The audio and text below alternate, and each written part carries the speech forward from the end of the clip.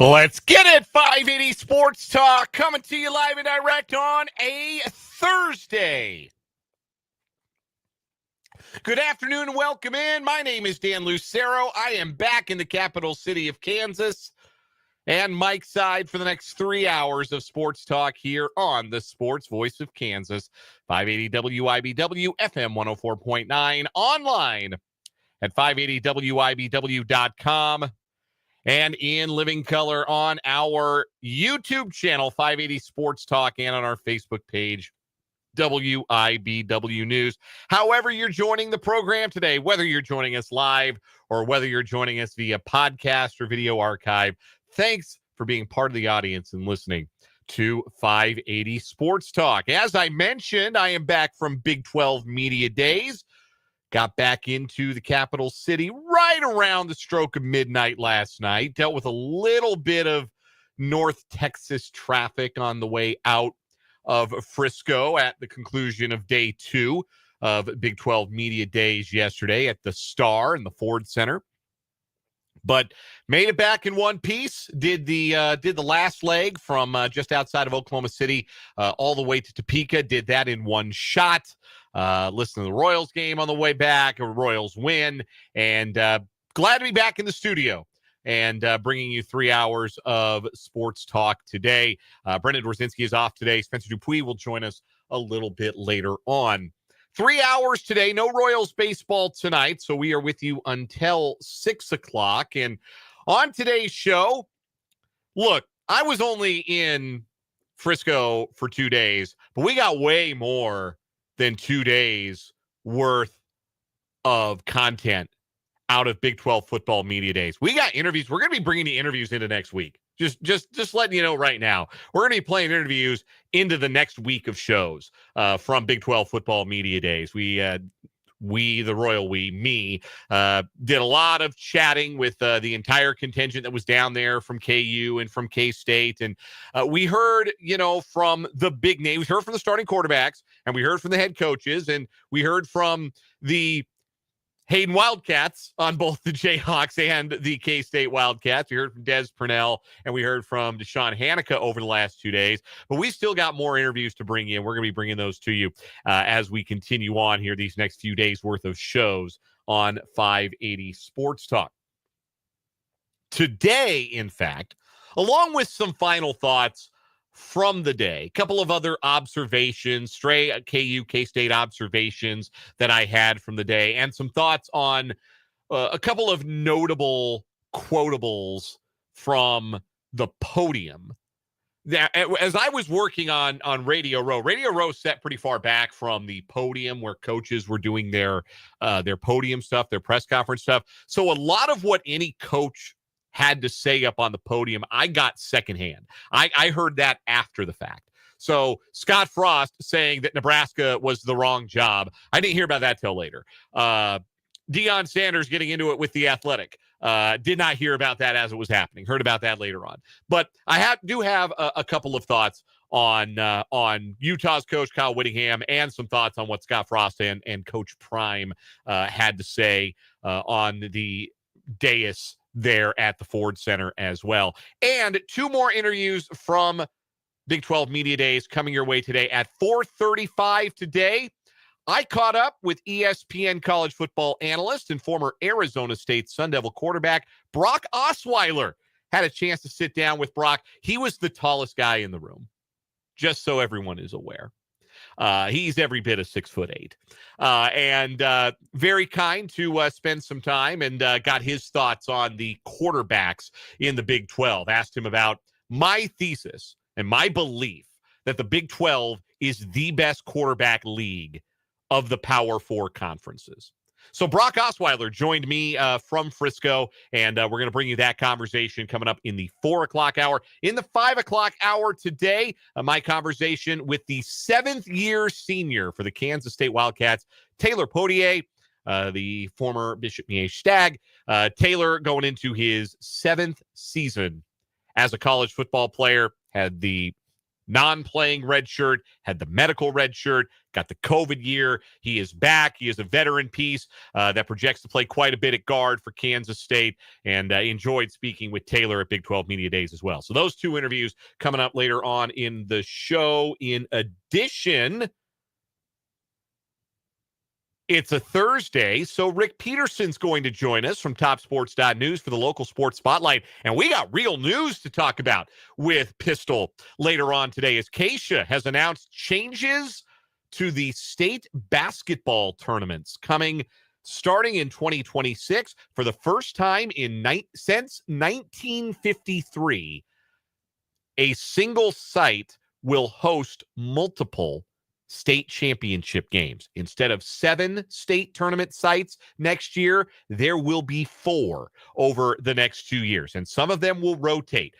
There will be no games in Wichita in the semifinals and finals in 2027. There will be no games in Salina in 2026. These are typical annual state tournament hosts that, because of the consolidation of the state tournaments, will be taking some years off of hosting semifinals and finals. So that news broke today. We're going to get Rick Peterson's reaction to that, what that means for Keisha and high school basketball in the state. I'm really excited about it. I think it's all the way around positive. So we'll get Pistol's thoughts coming up on the local sports spotlight. That's coming up at the bottom of this hour here on 580 Sports Talk. Plus, we'll talk some Royals baseball, a sweep of the Pirates. Jac Caglianone did something last night I've only ever seen one other guy do, and that one other guy holds part of the club record for home runs in a single season. That was impressive. So was the captain, Salvador Perez, with a pair of home runs, including the game winner in the bottom of the 8th, as the Royals complete the sweep of the Pirates with a 4-3 win last night. We'll talk about what the captain has done of late and really going back to the end of May. Talk about a bit of a misstep from Chris Bubich. One bad inning cost him what was an excellent outing leading up to that, but the bullpen able to pick up the all-star left-hander. And a sweep the Royals really kind of had to get in the context of the wild card chase, and a return to a theme that we had not seen often enough from the Royals this season, but something that they did particularly well last year that served them really well in earning a playoff spot, represented in the sweep of the Pittsburgh Pirates, who, by the way, have a worse road record than the Colorado Rockies this year. Yikes. You better beat them 3 out of 3 if you're playing them at home. And the Royals did. So we'll talk a little Royals baseball. We'll resume our countdown to Chiefs kickoff, kind of. We've missed a couple of days. We've been busy with Big 12 Media Day stuff, but we'll get back into our Chiefs countdown to kickoff, except we're 57 days out, and there is no number 57. So we'll nod toward it, and we'll get back into it in earnest tomorrow, because there is a number 56, a very prominent number 56 for the Kansas City Chiefs. But a bit of a Chiefs tidbit. And also, Brett McMurphy of On3 did a Big 12 coaches preseason poll, and K-State is the coach's pick to win the conference. We'll talk a little bit about that later on in the show as well. Plus everything else you've come to know and love from a Thursday here on 580 Sports Talk. We'll do either or over under. We got 580 Sports Talk headlines coming up later on. Of course, what is wrong with you? We'll give away a pair of Royals tickets for Friday night. I decided we were going to do that today. I've got a pair of tickets to see the Royals and the Mets Eric Hosmer bobblehead tomorrow night at Kauffman Stadium. So, and fireworks too. So yeah, it'd be a good night to go out to the K, give away a pair of tickets, be listening for your cue to call on that. You are, as always, invited and encouraged to participate in the show today in the dialogue that is 580 Sports Talk. I want to hear from you on the text line, 785-272-9429. That is 785-272-9429.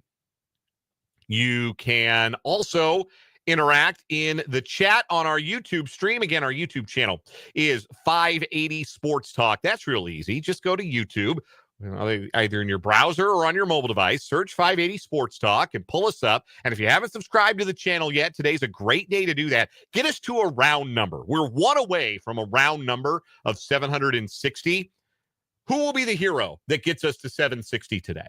Who will be the hero that gets us to a round number and off of that not round number of 759? I know you're out there today. Go subscribe to the YouTube channel, 580 Sports Talk. And once you're watching the show on YouTube, there is a live chat. You can interact with yours truly and your fellow listeners as we go along on today's show. Mark H is in the chat as usual. Good to see you, Mark. Christopher is in with the Bards got a limerick for us that we'll get to when we get to talking some Royals baseball. Good afternoon to Ryan. Good afternoon to Vance. Everybody else who can and will chime in on the live chat over at our YouTube channel, 580 Sports Talk.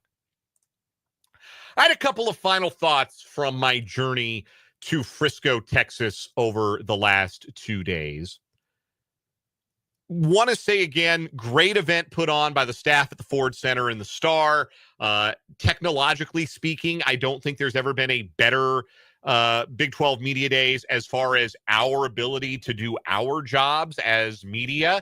Thought it was really well operated from that perspective. Obviously, thanks again to the support staffs at KU and K-State for making sure that I was able to get what I needed and bring you the interviews that we have already brought you and are going to bring you here in the coming days on 580 Sports Talk. I would not want to live in the Metroplex DFW area for love or money. Just not for me. Just everything looks sterile and everything looks the same. And I get lost there. I don't get lost. I have a great sense of direction. I get lost in the Metroplex all the time. All the time. I was a mile away from the Star and I took wrong turns in and out both days. Like that's how like everything looks the same. So there's no like landmark you're looking for. It's just I don't care for the area, but they put on a great event there at the Star, and I appreciate all of that. Couple of spare observations that I had from the event. I'll start with KU. KU Day was yesterday. We had live on yesterday's show, and in case you missed it, you can catch the podcast, catch the video archive, and you can check out my live sit-downs with Travis Goff, the athletic director, head coach Lance Leipold, quarterback Jalen Daniels, also my interview yesterday with tight end Deshaun Hanika. It was an interesting wrinkle this year that the teams showed up and did the first part of their media in the morning and their first visits to Radio Row in uniform, many of them in full uniform, like pads and all. And that was interesting because that isn't usually the case. Typically, they show up in suits and they stay in their suits all day. But now they spend half the day in their uniforms and the other half of the day in their suits. And you would watch the contingents from other teams kind of walk around and you could see, obviously it was easier when they were in uniform. Oh, those are the Utah guys, or those are the UCF guys, or those are the Colorado guys. And obviously context matters here because like Colorado brought 2 quarterbacks and a kicker and a DB and an offensive lineman. So that was like not the most physically imposing group of football players that you've ever seen walking around. Juju Lewis is a freshman and looks like one. Alejandro Mata, their kicker, is built like a kicker. Like so you did have some of that. Houston brought Mekhi Muse, not the tallest guy you've ever seen. I mentioned, I think on yesterday's show, I believe that I am taller than Noah Fafita, the Arizona quarterback. He is listed at 5'10". I am listed on my driver's license at 5'10". One of us is lying, and I don't think it's me because I checked. But anyway, I say all that to say, watching the Kansas contingent, which was Jalen Daniels, Deshaun Hanika, DJ Withers, and Dean Miller. We'll hear from DJ and Dean later on, not today, but here in the coming days. You'll get to hear my conversations with them from Frisco. And it struck me, man, KU's guys are big. Like, that looks like a group of football players. That is recognizably a group of football players in a way that I don't know that I was saying that about. Like, there were some groups of guys that you could tell, like big, strong. K-State had an imposing presence at Media Day. Utah did. They brought their linemen. They brought their leading tackler, Lander Barton. They had some big dudes. Like, you could tell that was a football team. Kansas, like, their guys, like, you can tell they put some work in. You can tell that they put some time in the weight room. They look solid. They look ready to go. That looked like a team with a week 0 game. And Kansas State did too, but it really struck me with Kansas. Just an idle thought that I had watching those guys interact and walk along the floor of the Ford Center. a K-State observation that I didn't get a chance to give you. On Tuesday's show, I sat down live with Avery Johnson. Avery Johnson joined me at the top of the 4 o'clock hour on Tuesday. And I might have been Avery's last interview of the day. I might have been the last one. He went through the full car wash. Everybody wanted a piece of Avery Johnson. The guys who were the most in demand at Big 12 Media Day over the course of the 2 days, it was in some order. It was Avery, it was Sam Levitt of Arizona State, and it was Jalen Daniels. Those were the hottest commodities, if you will, that I could observe from all of the media, from the national media to, some of the guys that were there doing like TikTok content or whatever. So Avery was my last interview of the day, but he sat down next to me for a minute before we went on the air. We had a couple of minutes to talk off screen. And I wanted to ask him because I wanted to see what he remembered.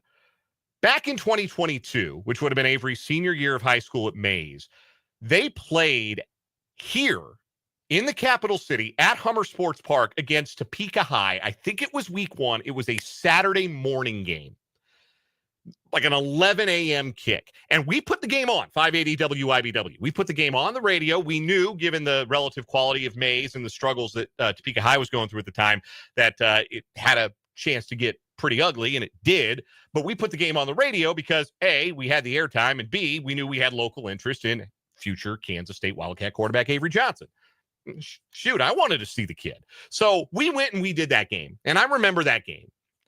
But I don't remember it like Avery Johnson remembers it, because I asked him, I said, Avery, what do you remember about a Saturday morning against Topeka High back in 2022? And he said, I remember everything. And I said, you remember you threw a touchdown, I think, on the first play of the game to Bryce Cohoon, and he stopped me right in my tracks.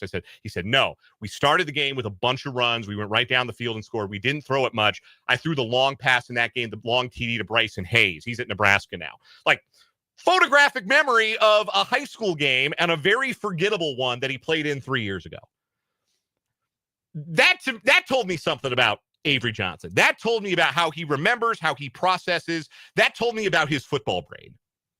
That he had that kind of recall for a game that I think everybody who played in it was just glad it was done by the time it was done. It was a Saturday morning. It was September. It was hot. It was a blowout. I'm sure like the 4.5 hours on a bus back and forth were not entirely fun for the Mays Eagles. He remembered every detail of that football game. And if he remembers that stuff, then I can only imagine how good his memory is of the successes of his sophomore season and the failures of his sophomore season. And I think that's the kind of thing that serves any athlete, but I especially think that serves a quarterback really, really well. So that was just something, an anecdote, an aside there that I wanted to share, because I think it gives some insight into something else. Like, we see the physical attributes for Avery Johnson, but he got the mind for it too. He's got that memory that I think is going to allow him to build upon his successes and learn from his failures as he goes along in his second full year as a starter. A couple of other things I want to get to from Big 12 football media days. And thank you to the YouTube comments for the kind words about some of the interviews that we did. Do appreciate those from Vance and Mark. 3 coaches in particular had some interesting things to say. I'll start with Kyle Whittingham, coach at Utah. They were not good last year, obviously, 4-8. Cam Rising, will he, won't he play? Will he, won't he be available to play? When he got on the field, he was a shell of himself, and the backups weren't any good, and that team just couldn't score, and they fired their offensive coordinator. And there was a lot of thought as that season went along, man, is Kyle Whittingham going to stick it out through all of this?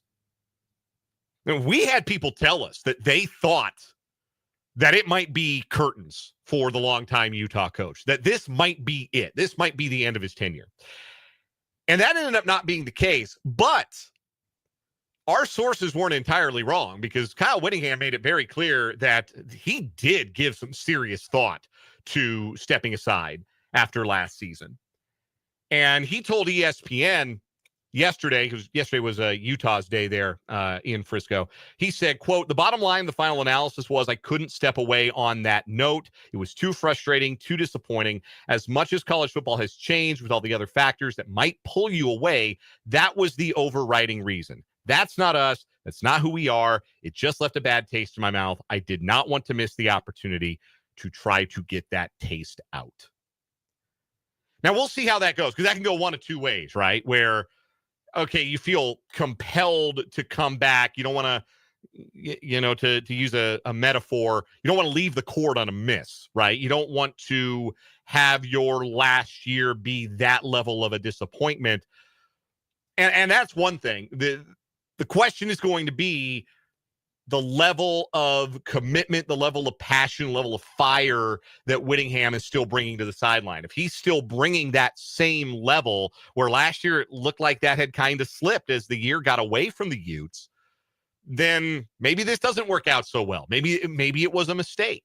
But if he's been rejuvenated, if bringing in Devin Dampier and his offensive coordinator from New Mexico, Jason Beck, revitalizes what Utah can do on offense, and Utah gets back to their identity of being great and physical in the trenches, they've got maybe the two best tackles in the league. Certainly, Spencer Fano is the best tackle in the league. Caleb Lomu is going to be a first-round draft pick himself on the other side. If they get back to their identity and Kyle Whittingham gets back to his identity as a coach, then I think we might all of us be underrating Utah. I had them 5th in my preseason poll that nobody asked for. I had them 5th. I am underrating them if Kyle Whittingham has restored the feeling, if that spark has been relit. Two other coaches I want to talk about. I want to talk about Scott Frost, because Scott Frost's comments went viral without context a little bit. And given context, I think more people were willing to kind of hear out the former UCF, former Nebraska, now UCF again, head coach. But I think even with the context given his remarks, I still don't think it's very flattering for Scott Frost. What he said when he was asked about the lesson learned from his experience at Nebraska, the quote that went viral was, he said, "Don't take the wrong job." That was the quote that went viral, because the initial reaction to that is, dude, you're Scott Frost, and that job was Nebraska. Do you understand what Nebraska would have done, what heavens and earth they would have been willing to move to make that job the right job for you? Don't tell me it was the wrong job. They would have done everything to make that the right job for you. But then there was the context, and this is what else he told The Athletic. Quote, "I said I wouldn't leave unless it was someplace you could win a national championship. I got tugged in a direction to try to help my alma mater and didn't really want to do it. It wasn't a good move. I'm lucky to get back to a place where I was a lot happier." And that may be true. That last part of it may be true. But the idea that he got tugged in a direction and didn't really want to take the job, it fits in, it goes hand in hand with everything that I've always said and believed about Scott Frost, is that the biggest problem with Scott Frost is that he never believes anything is his fault. Scott Frost has no agency, according to Scott Frost. Anything that happens to Scott Frost. Any misfortune that befalls Scott Frost is not Scott Frost's fault. It is something that happened to Scott Frost. If he was getting tugged in a direction, and I'm sure the lure of taking the Nebraska job after just 2 years of being a head coach at UCF and going back to his home state and his alma mater, I cannot imagine the lure that must have presented. But he still could have said no.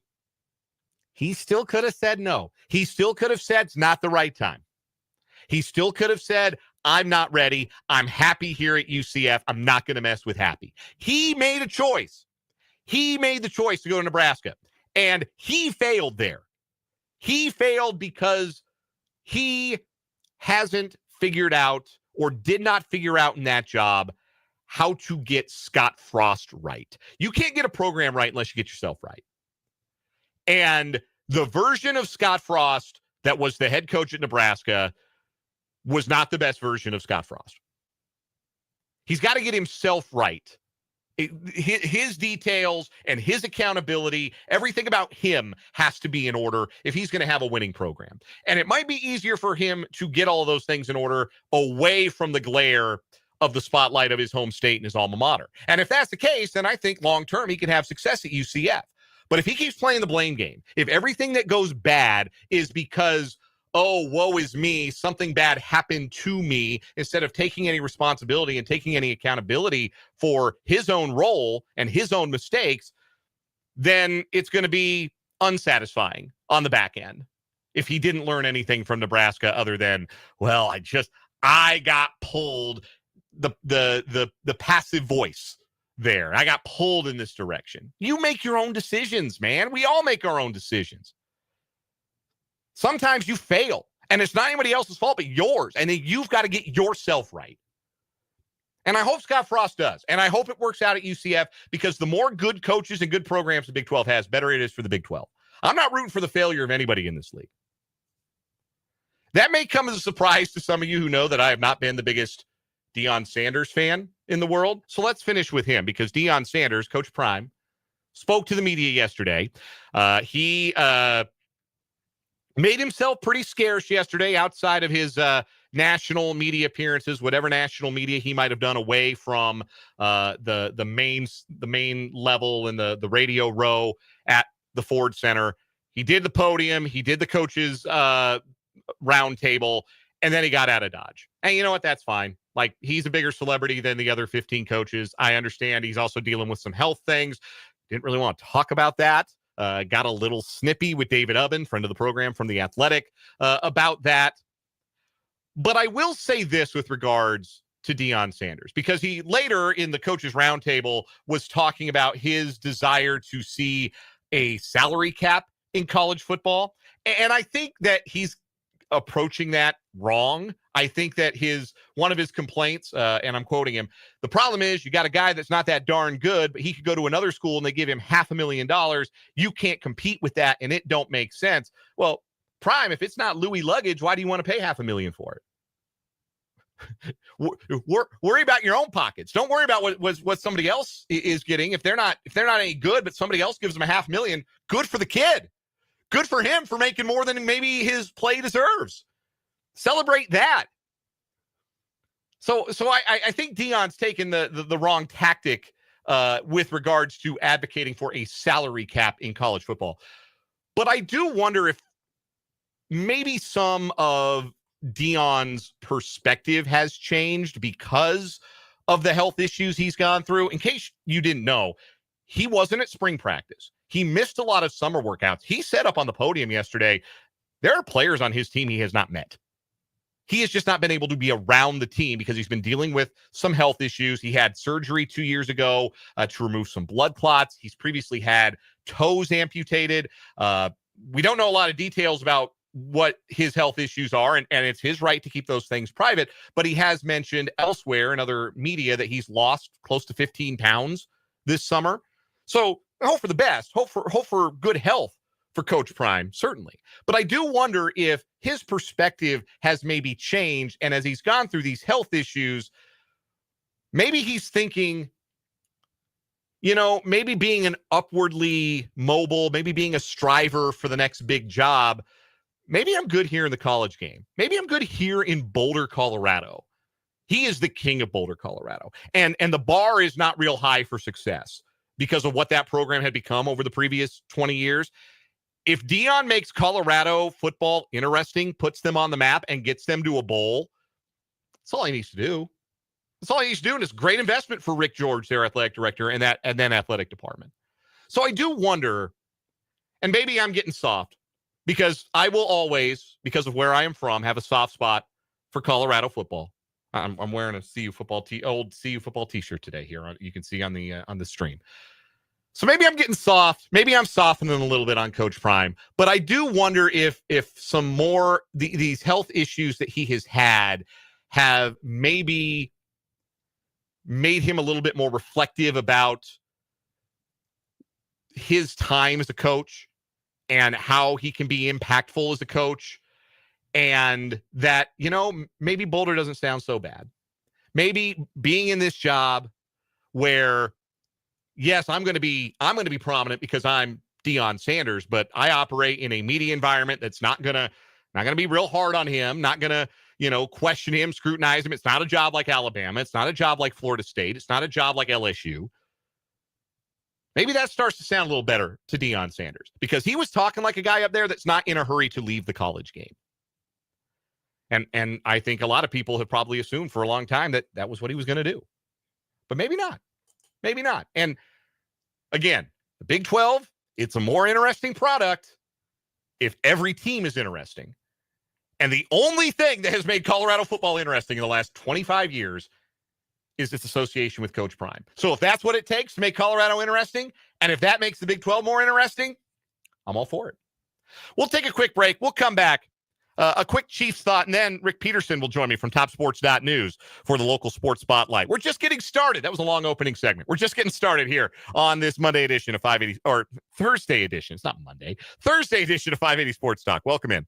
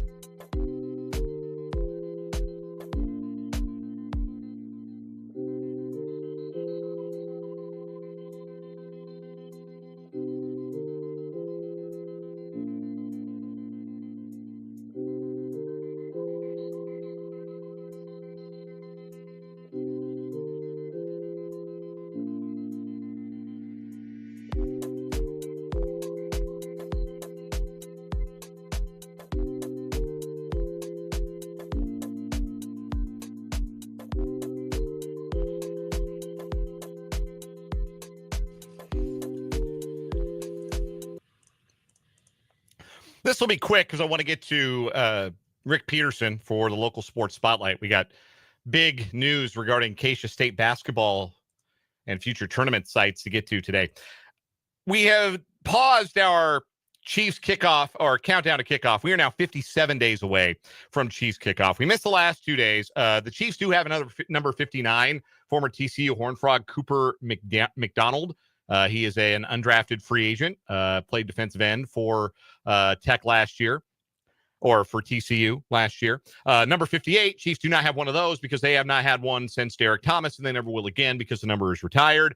So we'll pick up the countdown again tomorrow with George Karlaftis at number 56. Yeah, the last 2 days, we figured if there was 2 days to miss, it would be one with a UDFA and a retired number. We keep missing the retired number one, though. Like we didn't have one for Bobby Bell. We missed Buck Buchanan. And now we kind of jumped over Derek Thomas. And that's obviously Derek Thomas's, all those guys' Chiefs careers deserve a little more regard probably than that. But just the way the schedule goes sometimes. I told you it'd be quick. We'll get back to counting down to Chiefs kickoff on tomorrow's show. Matt Derrick will join us on tomorrow's show as well. So we'll get heavy into some Chiefs talk tomorrow. But when we come back, Rick Peterson of TopSports.news joins us on 580 Sports Talk.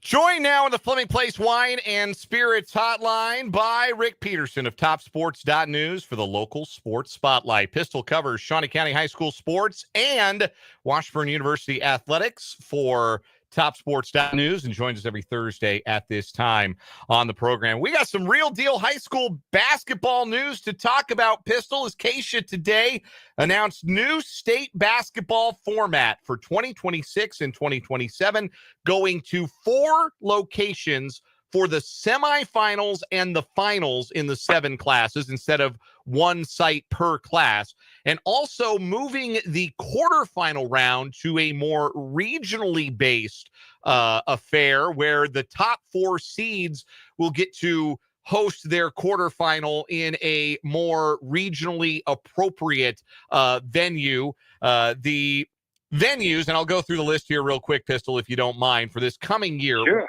2A and 1A Division 2 will be in Emporia, 1A Division 1 in Dodge City, 3A and 4A at Hutch, and 5A and 6A at Coke Arena in Wichita, with quarterfinal round games being played at the United Wireless Arena in Dodge City, Coke Arena in Wichita, Garvey Center at Friends University in Wichita, Tony's Pizza Event Center in Salina, the Maybe Arena at KWU in Salina, White Auditorium in Emporia, and the KCK Fieldhouse in Kansas City, depending on the proximity to whoever the top seed in a respective class would happen to be. That sounds a little more convoluted. Probably it's less convoluted than I'm making it sound. But anyway, Pistol, we knew this was coming. Now that we know what it looks like in practice, what are your reactions to the change in the format for state basketball? Well, I kind of liked it the way it was, just because I could sit there and see all the teams, in one setting on those quarterfinals. But I understand why they're doing it, and I'll give it a chance for sure. But I always appreciated just being able to sit there and watch 8 really good teams in one setting in one day. But I think it's good to play more than one class at a site, and we'll just see how it works out. I applaud Keisha for trying something new. Yeah, I think the upside to it, which I like the most, is getting multiple classes means you give fans a chance to see multiple championship games, multiple games with really high stakes. And I think it will add to the atmospheres in places where the atmosphere at times, there are certain state venues where the atmosphere lacks. Let's just be honest about it. It is hard sometimes to get a real good atmosphere, and usually it's the bigger the building, the tougher that is. Like White Auditorium has been great when they've had games in at Barton Community College in Great Bend for the smaller classes. That's a great atmosphere. Hutch is a great atmosphere. Sometimes Bramlage and Koch Arena feel a little bit cavernous when it's state basketball time. But getting more games, more schools, more fans, and more interest, I think has a chance to bring some of those venues really to life. And I think it's going to make for improved atmospheres for all of the for all of those state games. I think it certainly has that chance, and I think we'll know a lot more when we talk at this time next year, after we see how it works out. But like I said, I like it. I like what they've done with football, and I think I'm eager to see what they do. And I'm glad they're taking some chances and doing some experimenting. Is this the kind of thing you think, Pistol, that Keisha would have moved towards had they not had a little bit of proof of concept with football this last year? I think football certainly helped. I mean, I think it really helped to just show them, what the fans think, what the schools think, and things like that. And they're two different sports, so maybe it won't go over the same way that football did. But I think it will. And let's be honest. Sometimes you run into scheduling problems with Fort Hays State or in some of those because they're planning on hosting regionals or have a hope of hosting regionals. Mm-hmm. So to give yourself more options, I think, is always good. We're talking to Rick Peterson of TopSports.news. This is the local sports spotlight here on 580 Sports Talk. So I mentioned next year the state venues will be Dodge City, Emporia, Hutch, and Wichita. In 2027, both 1A both 1A divisions will be contested in Salina. 2A and 4A will go to Bramlage Coliseum in Manhattan. 3A will be in Hutch, and then 5A and 6A will be in Emporia. So Wichita will rotate out, Dodge City will rotate out, while Salina and Manhattan rotate in. What we are not talking about, unfortunately, for our perspective here in the capital city, is a host site in the capital city. What insight can you provide, if any, as to where Topeka stands in the bidding process and how realistic it might be for Topeka to even be in the mix for a quarterfinal host when a new cycle begins on this in a couple of years? Yeah, we'll just have to see. I don't know how much the current regime at Stormont has tried. I mean, I just don't know that. If they want to try hard, for a lot of years it was a good site, but they kind of dropped the ball on that, and that was different managerial staffs. But I think they kind of dropped the ball, and so I don't think Keisha's been real eager to go back there.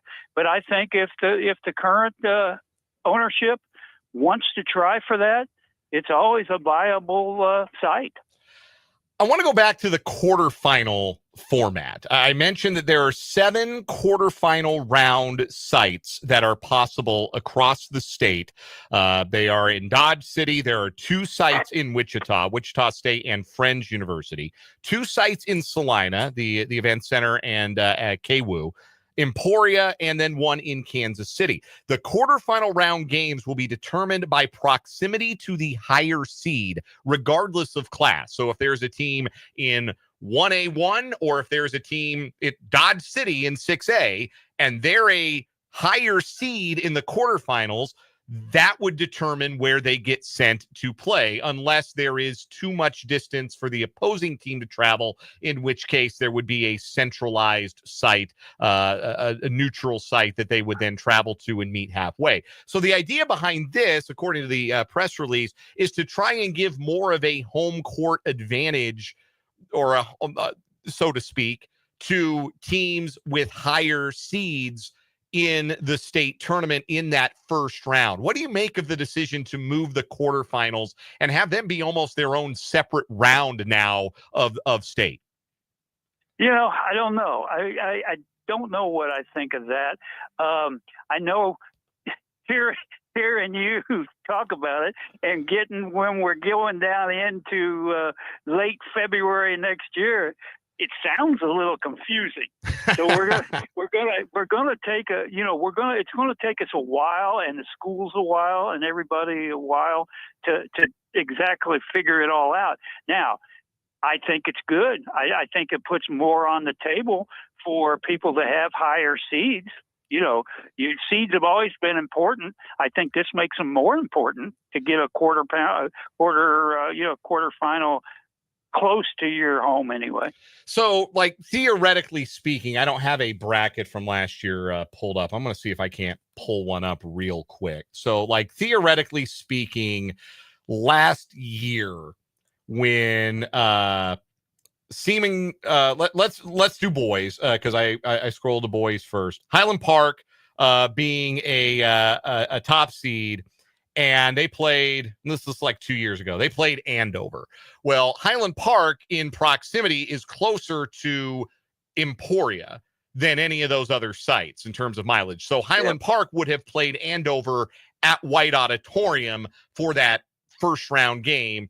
Again, doesn't matter. Class is out of the picture. It's just where the team is located. Like, the same might have been for, I'm trying to scroll to, let's go back to the 2024 girls tournament, and like Silver Lake in the first round played Haven. Well, Silver Lake, again, closer to Emporia. That's where Haven would have had to travel, and Silver Lake would have played Haven at White Auditorium in their 3A quarterfinal. So that it looks like if there is a team from Topeka or Shawnee County, they would play, if they are a higher seed, their first round game in Emporia. That's the one to me where it kind of feels like I like that there are multiple sites, but it feels like every metro area maybe ought to have one. Like, that's where Stormont Vale or Lee Arena could have jumped in and said, hey, let's have some games here.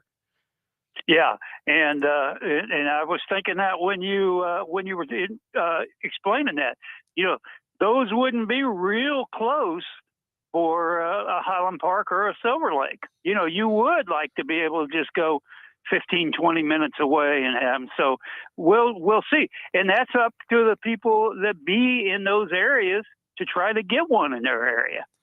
It is a fascinating new rule change. We'll talk about it more in our 580 Sports Talk headline segment. Before we let you go, Pistol, I wanted to give you a chance to share a memory of Ryan Murphy, the all-time Washburn great, Washburn University Hall of Famer, who unfortunately passed away recently, earlier this week. That was very sad news to hear about Murph, a beloved member of the Washburn basketball program and Washburn community. I want to give you a chance to share any remembrances you might have. Well, I remember him when he was at Circle, and then he really he was one of the first big superstars of his era at Washburn. And I know Coach Chipman really loved him. In Corbett, my good friend, covered them at that time, and that was one of his favorites.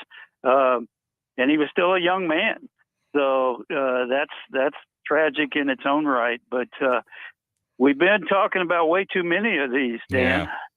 We have. It just seems like it's been a tough year for people we know and people in the sports community. Most certainly has. And again, we want to repeat our condolences to the Murphy family and all of his loved ones. Rick Peterson covers high school sports, Washburn University athletics for TopSports.news. Joins us every Thursday for the local sports spotlight. Pistol, fun to talk about the breaking news today. We'll do this again next week. Look forward to it. That is Rick Peterson. We'll take a break, come back, wrap up this hour of 580 Sports Talk.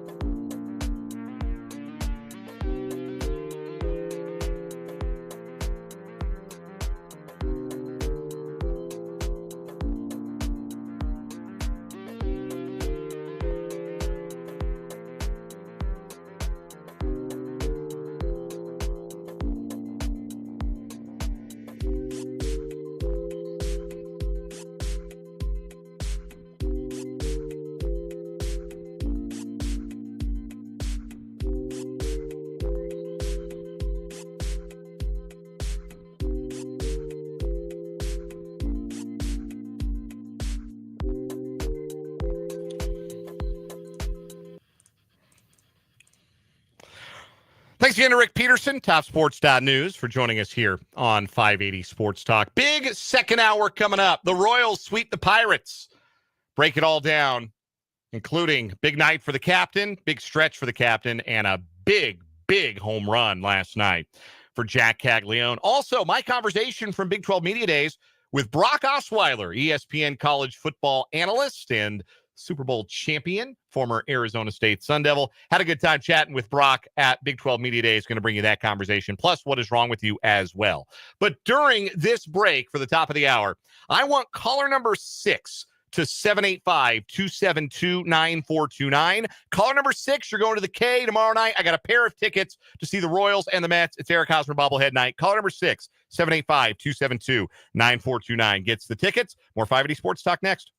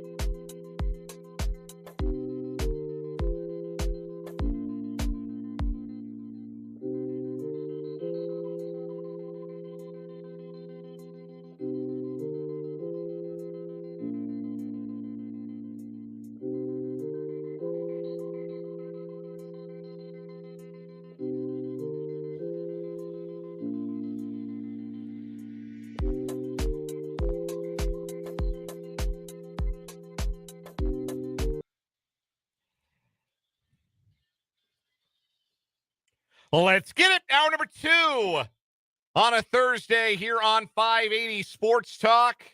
We are with you until 6 o'clock this afternoon on the sports voice of Kansas, 580 WIBW FM 104.9, online at 580WIBW.com, and of course, in living color on our YouTube channel, 580 Sports Talk, and on our Facebook page, WIBW News. So glad to be with you today.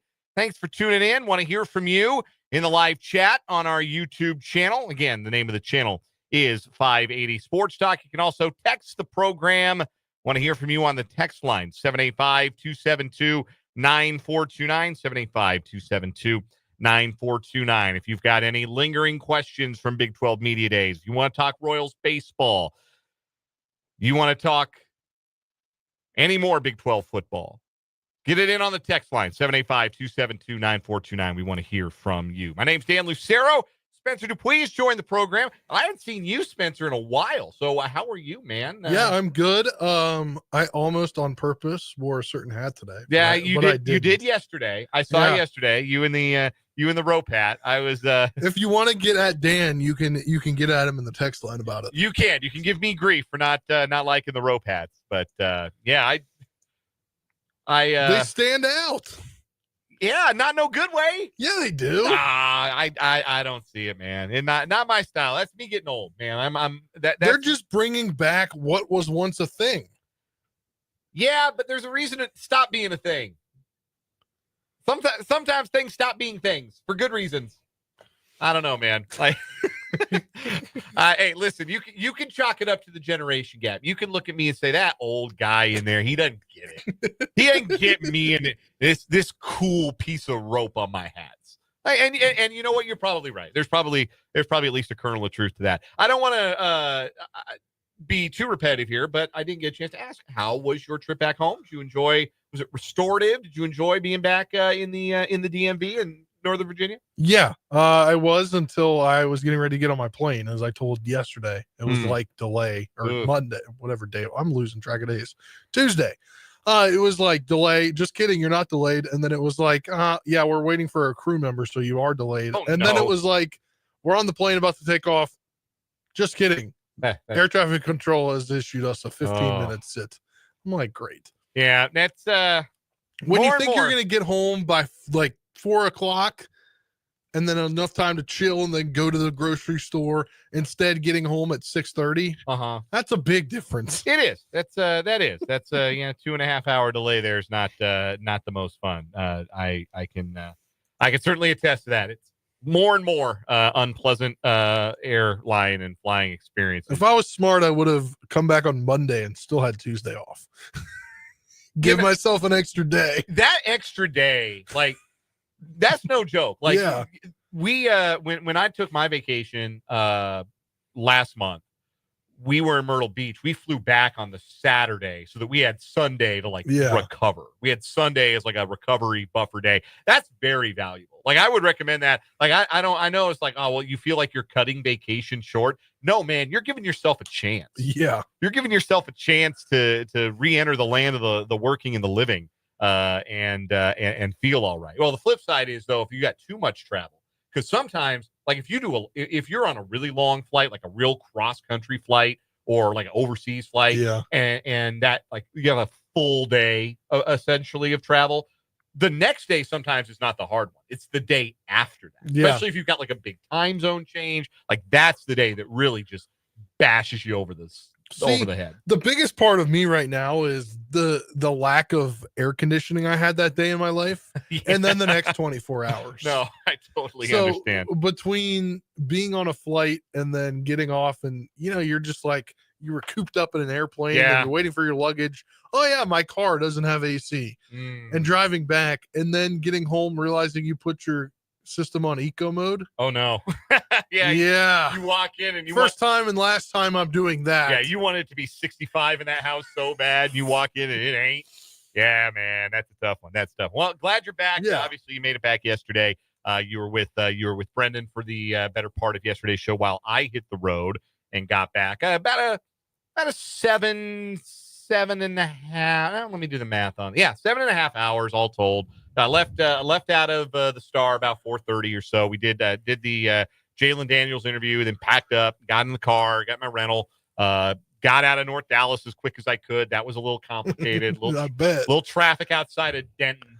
I heard you talking at the first segment about Texas or Dallas Metro. So here's the thing, like, because Ryan asked in the YouTube comments, well, don't you have GPS on your phone? Yes, but here's the thing, I am used to needing it once and then not needing it again. Like, okay, I know where this location is, and now I don't need to have Siri tell me at the next light, take a left. Like, no, I know where I'm going now. I understand it, and I know the landmarks, and I know where I'm going.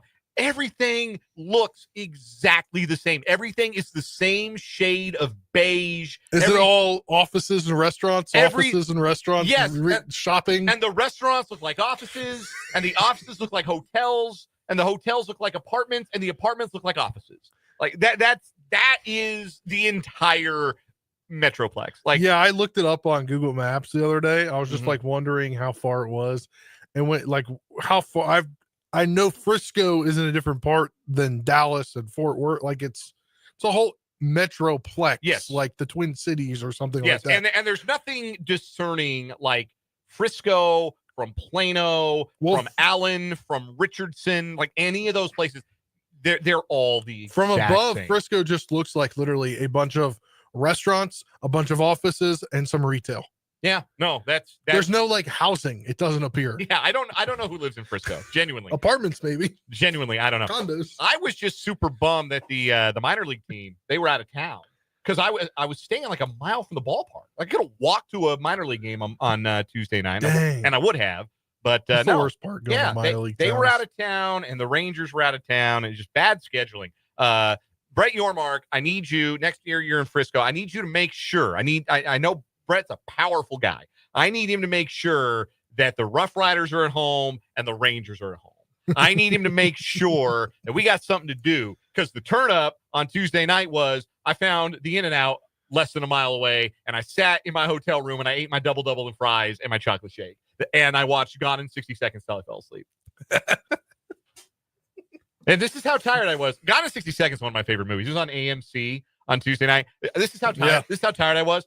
I had to. I couldn't keep my eyes open during like the end, like the height. They're starting to steal the cars, and I'm fading. That's how tired I was. Long travel day the day before. Yeah. So you see, that's how they get you. But anyway, glad to be back. Glad to be back in studio. Want to hear from you again in the chat on YouTube. Again, the YouTube channel 580 Sports Talk. The text line 785-272-9429. Still to come on today's show. My conversations from Big 12 Media Days with Brock Osweiler, former Arizona State quarterback. I asked him if he's now a Big 12 legend, because, Arizona State's in the Big 12 now. And did we absorb the entire history of the athletic departments who are new to the league? And is Brock Osweiler now a Big 12 legend? See, I have that question too. Like, there's been times where Conference USA has put out things about its members' best players. And Randy Moss. Sure. Well, obviously he was not there. They were in the MAC when his final year. Right. So like, does that count? Like, does it not? Like, how do you view it? So we'll get Brock's perspective on that. I want to hear it, as well as his perspective on the quarterbacks. I asked him my big question. The big question I was asking everybody that I talked to: am I nuts, or is the Big 12 the best conference of quarterbacks in the Power Four? So my conversation with Brock Osweiler is coming up later on this hour, and my conversation with Taylor Poitier, the 7th-year senior for the Kansas State Wildcats on the offensive line. Always enjoy chatting with TP.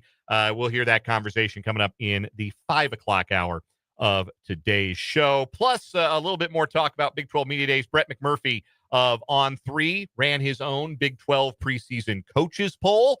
Coaches like the Cats. We'll get into that. We got sports headlines. We got What Is Wrong With You. We got Either Or Over Under. All still to come on this episode of the program.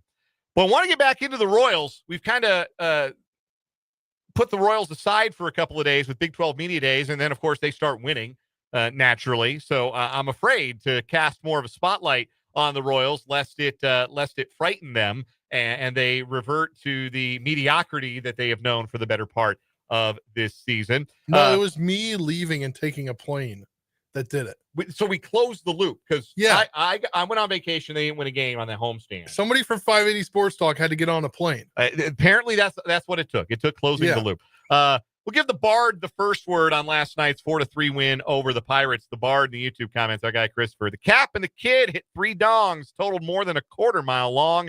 The Bucks walked the plank and their pirate ship sank. Can you all hear the victory song? Quick aside to that, by the way. So I listened to the Royals games going on the way on Monday night. I listened to Monday night's 9-3 win.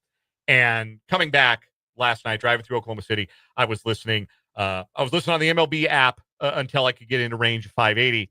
And so I'm listening to the radio broadcast. First of all, look, you can't tell me there's a better radio broadcast in baseball than the Royals Baseball Network. You just can't.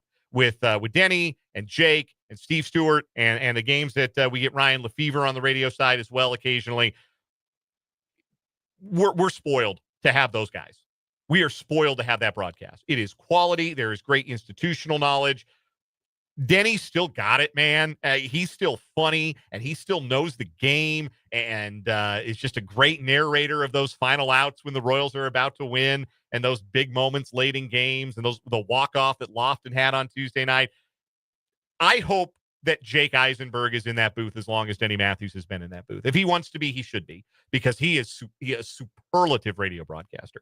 I just think we're so fortunate to have those guys, to be part of the Royals Baseball Network. There is not a better radio broadcast than that. There might be one that you really like. There are certainly some great ones out there. I know our guy Brendan rides for his guy Pat Hughes, voice of the Cubs. I love Jack Corrigan and Jerry Schemmel, the Washburn alum Jerry Schemmel, on the Rockies baseball broadcast. But man, there's just not a better one than the Royals. Those guys are those just a superb broadcast to listen to. And speaking of the victory song, the reason I bring that up, this is an aside to the aside.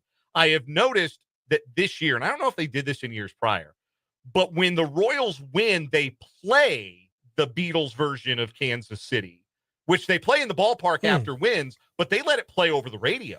Interesting. Like a good chunk of it. Like, I don't know what they're paying, like if they got to pay a rights fee for that or what, but or if the Royals helped them out with that. I don't know. But no, it's cool. It's really cool that they do play it. You get to enjoy the victory song like you were at Kauffman Stadium after a Royals win. Anyway, let's talk about the game.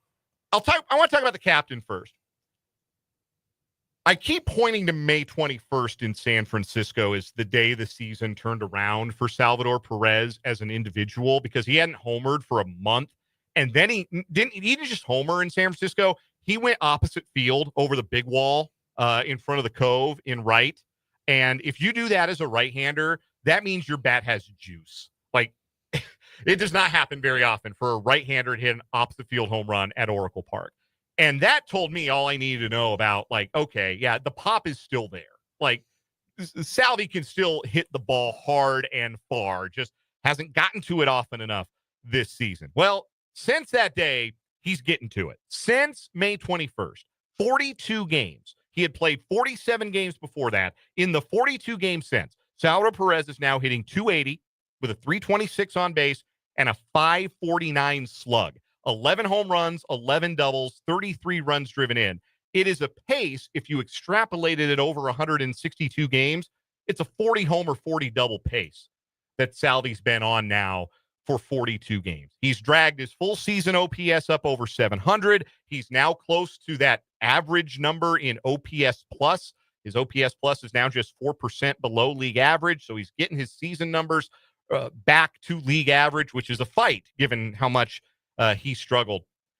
And I just think that of all of the guys on that team, I don't say this to suggest that Salvy's ever in a bad mood, like that Salvy's ever dour or down or ever not like smiling and feeling good and happy to be there and happy to be playing ball.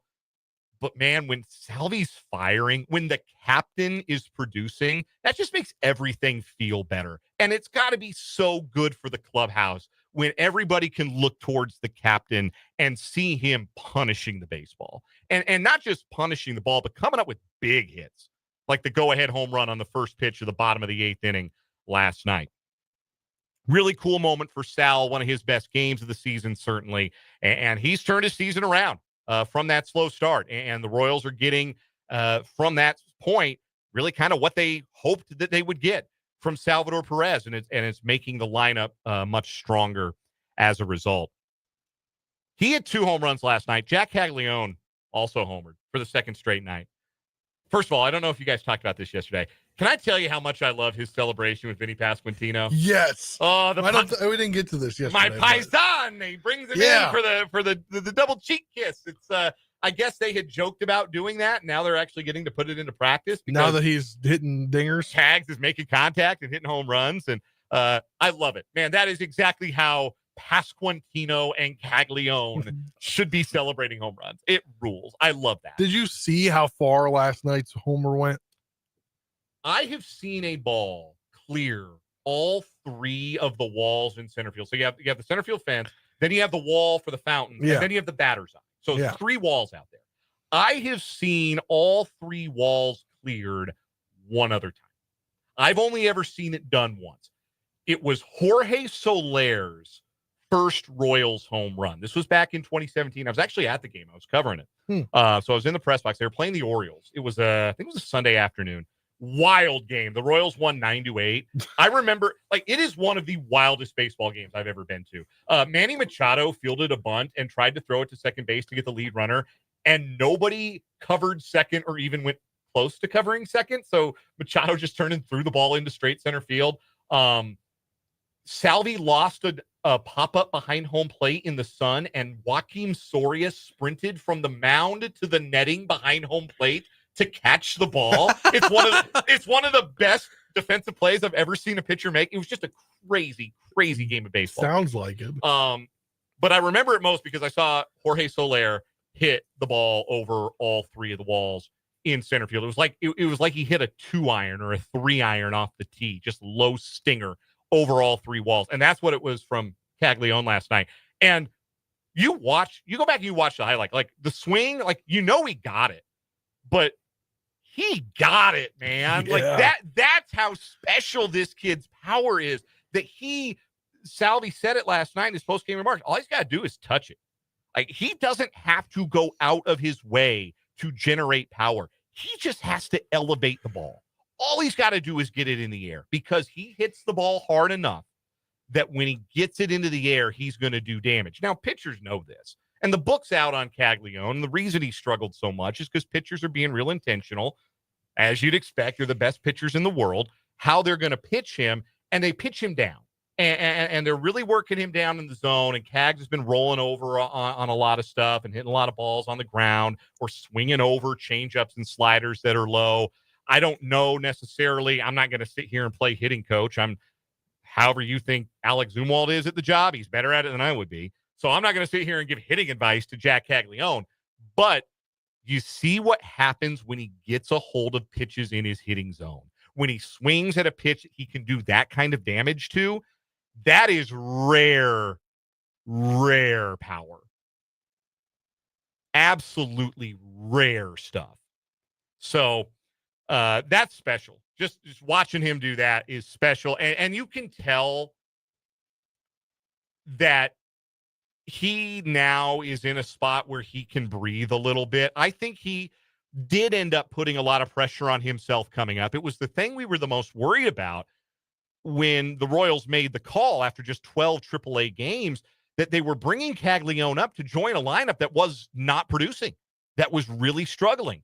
And the risk you took was that it would make the kid press, that he would come up feeling like he had to be the savior, that he had to generate the offense, that at the time Salvador Perez wasn't producing regularly. Bobby Witt Jr. was in a bit of a slide, and India was struggling, and Vinny had a rough week.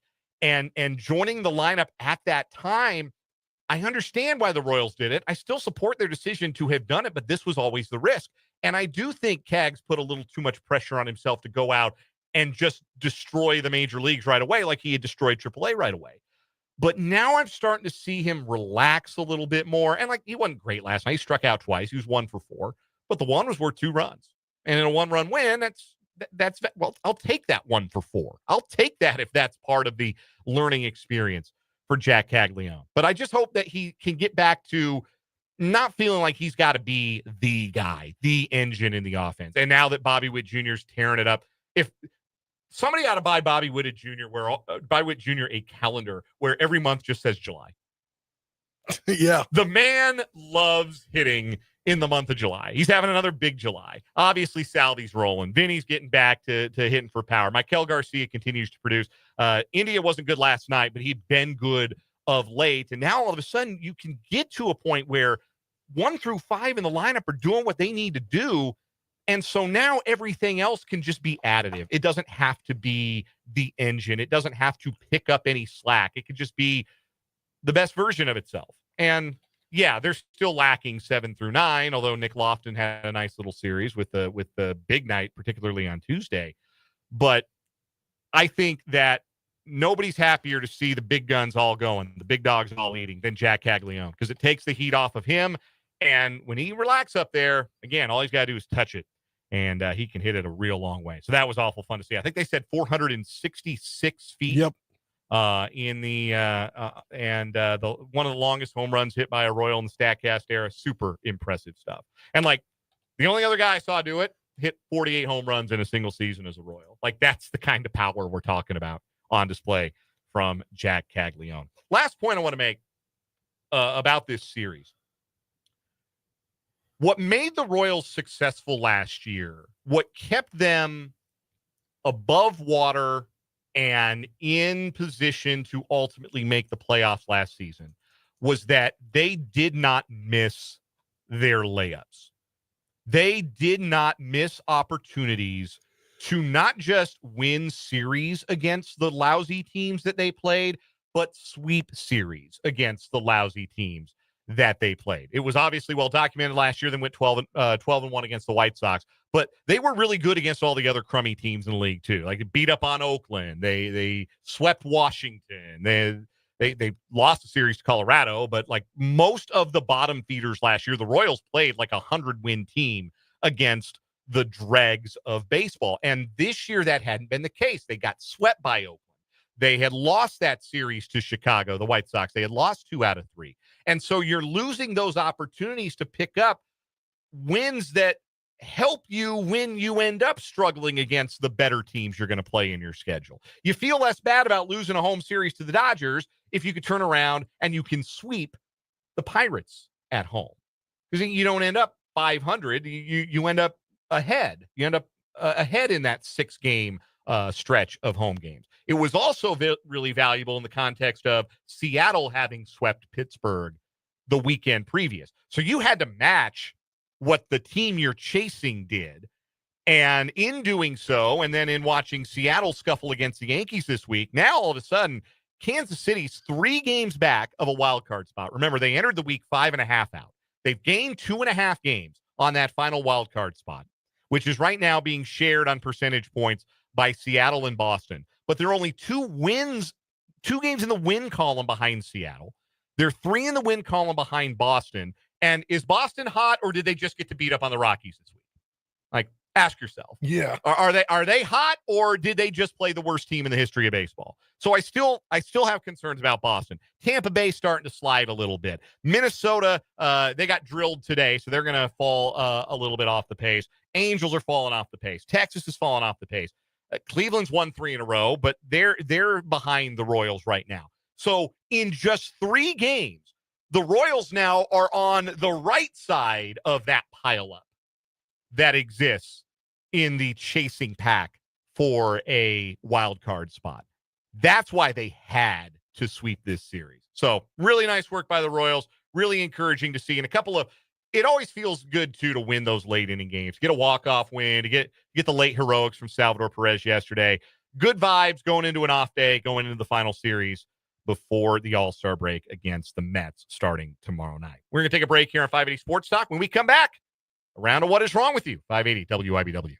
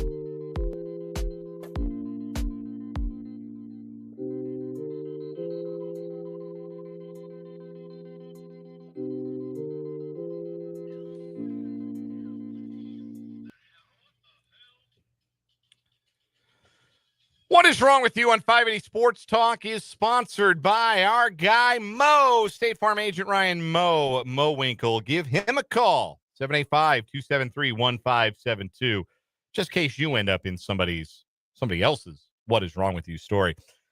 Our current champ, still the nude pool fool, guy who just stood in a swimming pool and wasn't his own and wouldn't come out. Although, the more I think about it, I don't know if you guys did the update to my story about the guy destroyed the weather radar. Yeah, we did that. He's part of a group that thinks weather radar controls the weather. Yeah.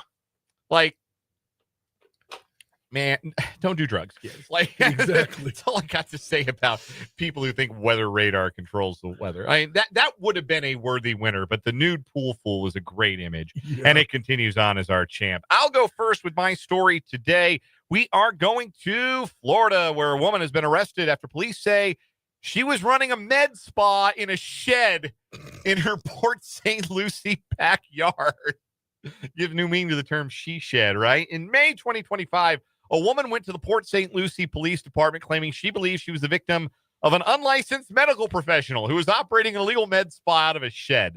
The victim told police she experienced facial paralysis after getting an injection in Rosa Mena's makeshift med spa. After Mena was confronted about the injuries, police say she refunded the $325 because the paralysis persisted. Mena then asked the victim to return so she could inject her again, but this time with vitamins to reverse the effects. I don't think that's how that works. So she was still experiencing paralysis. The victim said she asked to see Mena's medical license and supporting certificates. However, according to the police, Mena gave her a censored, altered certificate of phlebotomy. The victim said she contacted the issuing agency and learned it had expired in February of 2024. Police said Mena also told the victim she had been a doctor in the Dominican Republic. While executing a search warrant, detective found evidence to support the victim's claims. Items found included medical beds, medications, vials, needles, fat sculpting machines, PRP injections, micro needling equipment, laser hair removal, laser lipo machines, and injectable devices for fillers and Botox. Mena's been charged with a lot of things. Yeah. Look, I know medical care is cheap, is expensive. I know not everybody has insurance, but like, don't go to somebody's backyard she shed to get lip fillers or injections. Just as a general rule, that is not something you should trust under any circumstances. Yeah. What's your story today? We're going to the great state of West Bygone, Virginia, the northern panhandle in Weirton. A Pittsburgh woman faces charges of grand larceny after authorities said she stole a Weirton transit bus on Saturday, briefly driving it around the transit parking lot, according to a criminal complaint cited by a newspaper there. Tina M. Reener, 39, allegedly entered the BFS gas station store on Freedom Way, taking pepperoni rolls, which is sacred in the state of West Virginia. Yeah. Candy and a large slushie without paying. Reports indicate she then boarded a nearby transit bus and drove it around the parking lot, stopping near the Huddle House restaurant. A store clerk reportedly witnessed her taking the items and initially believed she was the bus driver until the actual driver ran outside shouting that somebody had taken the bus.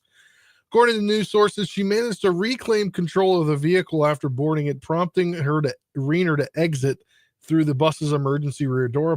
A passenger aboard the bus informed police that she had laughed as she started driving, stating she had planned to take the bus to her hometown across state lines in Butler County, Pennsylvania. The passenger expressed fear, believing she was potentially being kidnapped. It is reported that Reener was later found and arrested without incident on Washington Street. Authorities noted she was also wanted in Pennsylvania for violating probation. Her case is awaiting proceedings in Brooke County, West Virginia Magistrate Court. So no motive here. Just no. I'm gonna snag some of this stuff and take this bus because I can. She's gonna take the bus just for a little joy. Yeah, like around the parking lot. She'll be getting on a different kind of bus, I think. Yeah. Real soon. Yep. They got pepperoni rolls just at the gas stations. Oh yeah, those are the best ones. Gas station pepperoni. No, they're not. So they're not gas station pepperonis like you think. They are the bakeries. Okay. Sell to the gas stations. Gotcha. So there's a direct link. You go in the gas. Like if you go in any gas station in West Virginia, you're getting like the best bakery in West Virginia, especially in that area. You're getting the best pepperoni roll in the state. Good info to know should you travel in that direction. I think this is going to win today. I really like the bus thief, but I don't think that beats the nude pool fool. No, I think that's got staying power through tomorrow. I do too. The nude pool fool continues on as our What Is Wrong With You champion. What Is Wrong With You sponsored by Mo, State Farm agent Ryan, Mo Winkle. Give him a shout, 785-273-1572. When we come back, my chat from Big 12 Media Days with ESPN's Brock Osweiler on 580 Sports Talk.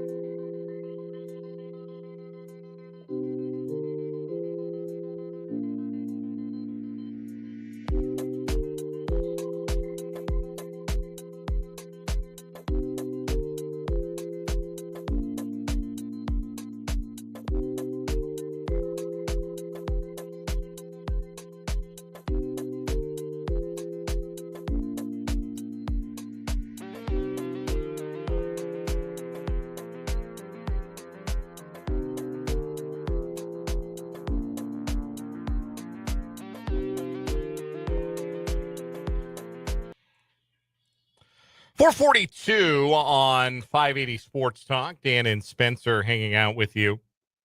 Good text from the 785 regarding our Royals discussion from earlier in the hour. That the happiest guy for the Royals to see the big guys start hitting is Alex Zumwalt. Yeah, haven't talked much about old Z these last couple of days. The former pitcher. Winning is there's no better deodorant than winning. And not just winning, but the Royals are now just peppering the ball over the fence, left and right. Dinger after dinger. What are they up to now as a team? I'm going to go and check their baseball reference page. They're now up to 72 home runs as a team. I think they might get to triple digits after all. It's a possibility. They're up to 72 home runs as a team. They are now not only not dead last in baseball, they're not even 29th in baseball in home runs. They have passed the White Sox in one more game played. The Pirates still last with 64 home runs, and the White Sox at 71. Royals at 72. Look out, Padres. You're next. Padres have 78 home runs. Big 12 Media Days coverage continues. I may not be in Frisco anymore, but we've got a whole lot of stuff on tape. It was a very busy 2 days at the Ford Center at the Star. We had a chance to talk to lots more KU and K-State players that you'll get to hear from here in the coming days, but also had a chance to speak with some fellow media members, and one of them who stopped by the table to speak with me this week was Brock Osweiler, the former Arizona State and NFL quarterback who now works as a ESPN college football analyst. I think Brock does a really good game on television. I really enjoy his analysis. He was gracious enough to sit down for a bit, talk about quarterbacks in the Big 12 Conference. And here's my conversation with Brock Osweiler from Big 12 Media Days.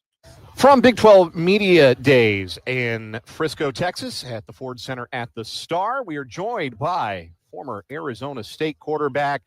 Does that make you a Big 12 legend now, Brock Osweiler? Is that how that works? Has the Big 12 just absorbed all of the legends of the Pac-12, or at least the ones that are in our league now? I don't know how any of this works anymore with schools going, USC's now in the Big 10 and Stanford's in the ACC. I don't know how it works, but, I still consider myself a Pac-10 guy because that's what they were in when I went to school, and then we left in the Pac-12. So, hey, I'll take whatever you give me. Big 12/Pac-12/Pac-10 legend. My friends back in my hometown near Denver would be remiss if I did not identify you as Super Bowl champion and ESPN analyst Brock Osweiler joining us here from the Star in Frisco, Texas. Brock, I want to talk about the quarterbacks in this league, because I think this might be the best league of quarterbacks in the Power Four this year. I think in terms of depth, in terms of potential star power, I think this is the best group of quarterbacks of any of the Power Four conferences. What is your view of the quarterbacks collectively? There's a lot of experience, a lot of guys who are returning starters, and a lot of young guys who still have a lot of ceiling to get to. What's your overall impression of the quarterback play in this league? In short, I completely agree with you. Awesome. Love it. No, but for real, when you look at teams 1 through 16 and who's their starting quarterbacks, you're talking about 4, 5, 6 guys, 7 guys that have legit chances to being drafted in the NFL and playing on Sundays. And then on top of that, mix in the conversation of, you have a couple guys that are in the Heisman Trophy conversation. Sam Leavitt, Arizona State, he's right there. Avery Johnson at Kansas State, he was in that conversation last year. Can he grow as a passer? We know who he is as an athlete, as a playmaker. If he starts making some routine plays in the pass game, some shots on the field, he's going to be as good as anybody in the country. Sawyer Robertson down at Baylor. His second half to the season last year was as good as anybody. Baron Morton, Texas Tech, the tools he has around him that they acquired through the transfer portal, it's unbelievable. And then, Josh Hoover, right down the street from where we're at right here, at TCU. He lit up the skies the last couple of years down there. So, are they able to turn that into more wins? So, I guess that's a very long way to say that this league, yes, I completely agree with you. Top to bottom, the quarterback depth, it's so exciting. And don't forget, right, as fans of the game, when we turn on a football game, if there's good quarterback play, the game's just better to watch, right? Mm-hmm. And the one thing in the Big 12 this year, when you turn on a game, you're not going to be disappointed. Let's narrow in on the Sunflower State quarterbacks and start with Avery Johnson, who you mentioned, and certainly some growing to do as Avery enters his junior season. But what did you like most about what you saw from him as a sophomore? The thing that I saw in Avery, so I had Avery's game. I was on the call when it was his first big road trip as a starter, went out to BYU in a tough environment. He didn't play very well. And then I had Avery later on in the year another time. And what I saw in between that, watching his film, getting ready for the next one, is he learns from mistakes. He doesn't really make the same mistake twice. And that's what you want in a quarterback. I think we're guilty in the media of putting too much pressure, too much hype around young quarterbacks before they go out there and prove it and do it on a consistent basis. And I think Avery, as a freshman, he had so many great flashes. That's where this pressure, that's where this hype, that's where the conversation came, going in to a season last year. But I have a feeling, knowing Avery, he's going to look back on his film from last season. He's going to say, all right, what did I do good? What did I do bad? What do I need to improve upon? I guarantee you he worked his tail off in the offseason, and he's not going to make that same mistake twice, and he's just going to get better and better. Brock Osweiler joining us here on 580 Sports Talk, ESPN college football analyst, joining us from Big 12 Media Days here in Frisco, Texas. Jalen Daniels is a bit of a forgotten man when it comes to the discussion of the elite quarterbacks in this league. And he has had a stretch of play in his career that's as good as any of the guys we've talked about. That September run he had a few years back before the injury bug hit. So we know there's still their ceiling there for Jalen Daniels. If he can get back close even to that kind of player, what does that do for Kansas's chances of maybe playing spoiler in a league where nobody's really talking about them as a contender? I think it makes their chances very high. I mean, and the reason why I say that, if Jalen Daniels plays to that ceiling that you're talking about and plays to his potential, because you're right, he was as good as anybody during that spurt. And then there was times last year where he showed it too, but it wasn't on a consistent level. If he plays to that ceiling and he can do that on a consistent basis, and you match that with a Lance Leipold team, let's not forget, Lance Leipold, he's a winner. He's gone to some places that are nearly impossible to win, and that's all he did was win. So if he can get Jalen to be at his best and be consistent, and I think a big piece of that would be, you guys brought in co-offensive coordinator Matt Lubick in the offseason. I think Matt could be huge for his development. Matt has been an assistant coach all across college football. He's been in the National Football League. He's been around some of the best coaches and players. So I think he could be a pivotal piece for Jalen Daniels. I'm really excited to see what the Kansas Jayhawks do this year. Sam Leavitt is the preseason offensive player of the year. He's following in a great lineage of Arizona State quarterbacks, obviously, quarterback of the conference champions from last year. How much better can he get? What do you see is the next step for him as he grows as a player? Because I think he outdid a lot of outside expectations for him last season. He's only going to get better and better. People forget he's a redshirt sophomore. I mean, the kid is young. He hasn't turned 21. You know, and when you look back at Sam Leavitt's season, you know, I think back to September, early games, breaking down his film. He needed to improve his accuracy on the deep ball. He was missing guys, and he was missing guys often. His footwork wasn't great. Well, then fast forward to November, and then fast forward into December. He was now making those plays. His footwork was better. He was connecting on the deep ball. He was making the routine throws. So Sam's another guy that obviously takes coaching very well and continues to improve, doesn't make the same mistake twice. Now the evolution of a quarterback, once you kind of get all those physical tools figured out, now it's all about the neck up. You know, what can you do pre-snap? Maybe it's changing a protection. Maybe it's checking out of a run into a pass if there's a bad look, or vice versa. Situational football is huge. What do you do on third down? What do you do on red zone? What are you doing in the 2-minute drill? You know, once you know that a quarterback has the moxie, the confidence, and the physical tools to be an elite quarterback, now you separate yourself and truly improve from the neck up. Last question, Brock. A lot is made of the perception of the Big 12, to the point where the conference opted not to do a preseason media poll this year as a result of last year's last place pick, Arizona State, ending up winning the league. And trying to have a place at the table in the college football discussion, a lot of that comes from what is your perception from outside of the conference. From your perspective, what can the Big 12 do to enhance that perception and to have as good a place at the table as they can have in a media landscape, in a college football landscape, so often dominated by the SEC and the Big Ten? Yeah, win and win big. You know, I think back to last year, Arizona State's a play away from beating Texas and advancing to the national semifinal in the playoff. Nobody thought that was going to happen, right? Texas was double-digit favorites. So what I mean by that is, how do you get that national respect? You have to go take it.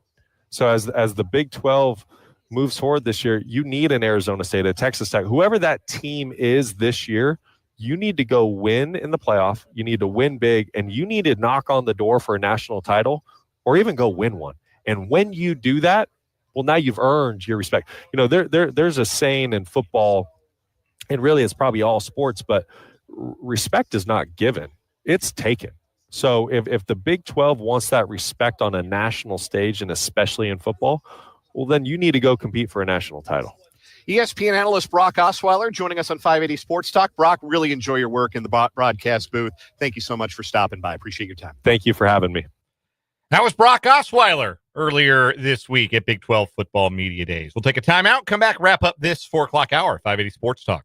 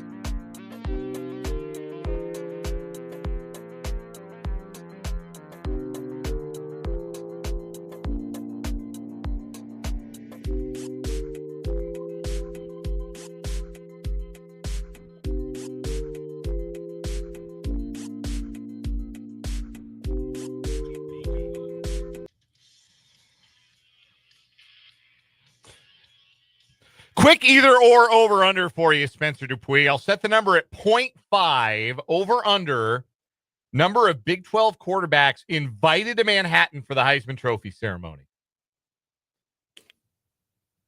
I'll take the over. You think somebody gets the invite? I think somebody gets the invite, and that person might be going from the Little Apple to the Big Apple. I think it's entirely possible. I think that whichever team is the regular season champion of the Big 12, I think their quarterback, whether that's Morton at Tech or Levitt or Avery Johnson, Devin Dampier, I think that their level of play will have to be so high because the rest of the quarterbacks in the conference are so high that they will stand out in a conference full of good quarterbacks. I'm not saying they're going to win it, but I think they can get the call and get to Manhattan for that ceremony. Coming on the 5 o'clock hour, we got headlines. We'll hear from Taylor Poitier from Big 12 Football Media Days. Talk a little bit more Big 12 football. That's all coming up. 580 Sports Talk.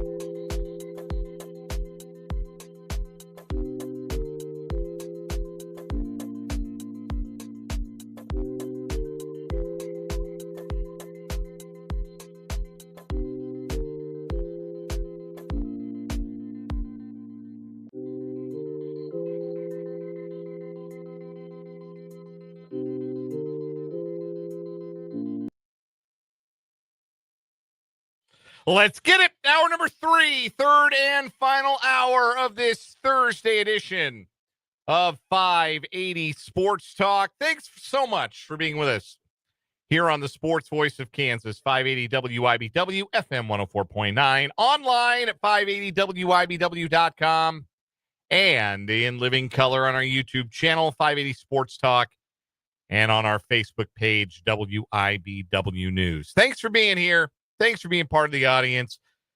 Thanks for being part of the conversation in our live chat on our YouTube channel, 580 Sports Talk, and on the text line at 785-272-9429. Dan Lucero and Spencer Dupuy hanging out with you on this Thursday afternoon. No Royals baseball tonight. Boys in Blue back at it tomorrow night for the final series before the All-Star break. It'll be the Royals and the Mets for a 3-game interleague series at the K. First game tomorrow night, 7:10 first pitch at Kauffman Stadium on Friday. So no game tonight means we're done at 6 o'clock here this evening. We've got one more hour of 580 Sports Talk coming your way. And in this final hour, we'll get back to some Big 12 football. Again, no preseason media poll this year in the Big 12. And a lot of people were really broken up about it. A lot of people. There was a huddle. There was some mourning done, a period of reflection for the loss of the Big 12 preseason media poll. Everybody really busted up about it. Also, not a coaches poll. Like, in other sports, you get the coaches poll, right? Well, Big 12 didn't do one of those this year either. Yeah, why not? Great question. Just trying to start everybody from level pegging when it comes to the dialogue surrounding who is good and who is not in the Big 12. I feel like this is just one of those like gatekeeping things. Well, I don't know that. I don't know if that's exactly like. There may be some of that. I just think at the end of the day, it is. You're trying to control the narrative. Yes. And preseason polls are a big part of setting the narrative. The thing about it is, your in-house media or coaches' preseason polls are not the only preseason ranking of your teams that exists. Like, if anything, what you got to be advocating for if you're Brett Yormark is get rid of the AP Top 25.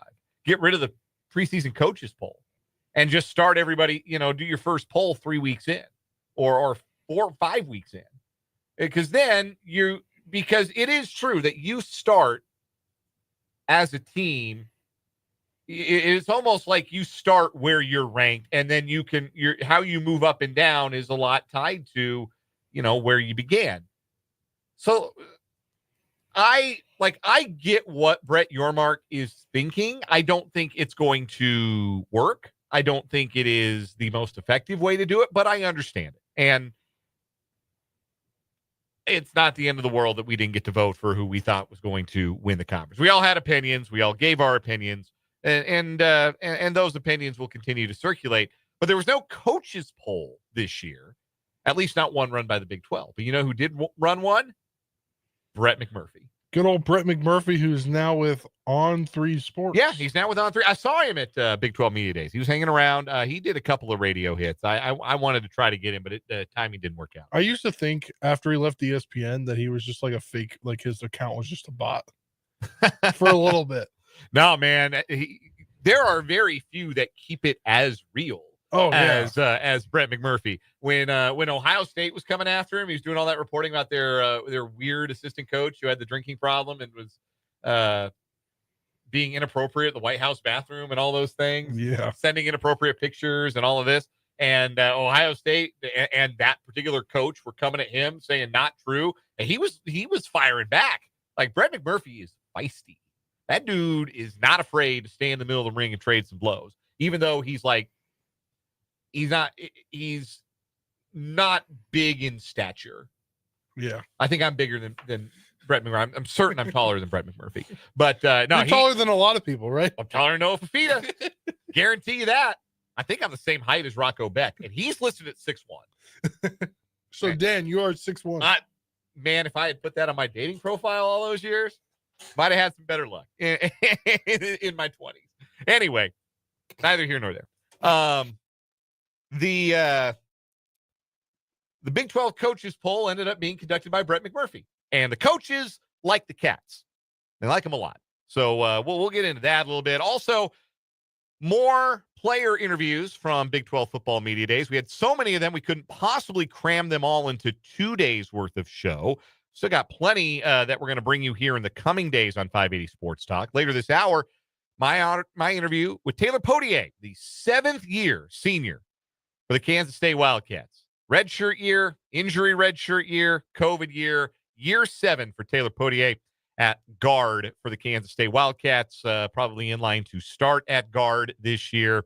Always enjoyed talking to TP, and I got to catch up with him at the Ford Center earlier this week. So how many times will this make it on our will this time be for him on our show? At least 3. So does that make him friend of the show now? I think he is friend of the program, Taylor Poitier. Absolutely. Yeah. I mean, he's a KCK guy, so he's a Kansan. Yes, absolutely. Friend of the show. Taylor Poitier. It's not often that a player rises to the level of friend of the show. You have to have been on the show a lot. You have to have to have been to media days a lot, essentially, or you have to be a player of local interest. Like Des Purnell is now friend of the show. Jalen Daniels has been to 4 Big 12 media days. You better believe he's friend of the show. Coaches are friends of the show. Avery could become friend of the show. Yeah, if we get Avery back on next year, he can be friend of the show. Avery Johnson. So yeah, friend of the program, friend of the show. Taylor Poitier joining us here. Join me from Big 12 Media Days. We'll play that interview later on this hour. But we begin the 5 o'clock hour, as we always do, with our 580 Sports Talk headlines. We will begin with the news we discussed with Rick Peterson of TopSports.news back in the 3 o'clock hour in our local sports spotlight. Big changes coming to state basketball in Kansas. The new state basketball format for 2026 and 2027 was announced today. The biggest change is that instead of having 7 sites for state championships, 1 site per class, there will be 4 locations for the semifinal rounds and final rounds for the coming years. In 2026, the 1A Division I semis and finals will be played at United Wireless Arena in Dodge City. 1A Division II and 2A will compete at White Auditorium in Emporia. 3A and 4A will be at the Hutchinson Sports Arena in Hutch. And in 5A and 6A, the semifinals and finals will be played at Koch Arena at Wichita State University. So in 2026, it will be the first time since 1953 that state championship games of multiple classes were played at the same venue in Kansas. There will be some movement in 2027. Both 1A classes will play in Salina at the Tony's Pizza Event Center. 2A and 4A will play at Bramlage Coliseum in Manhattan. 3A will go back to Hutch. 5A and 6A will go to Emporia at White Auditorium. So 4 state championship sites instead of 7. Now, what I believe this will entail is that semifinals will be played over the course of 2 days. Thursday, you will have probably some classes girls, some classes boys, or some venues girls, some venues boys, and you will have those semifinals played on Thursday, another round of semifinals played on Friday. So you have 4 games each day, and then you have the 4 championship games, boys, girls, played on Saturday. What I believe that means, and I personally am in favor of this. I understand if you feel differently, but I am in favor of the end of the third place game.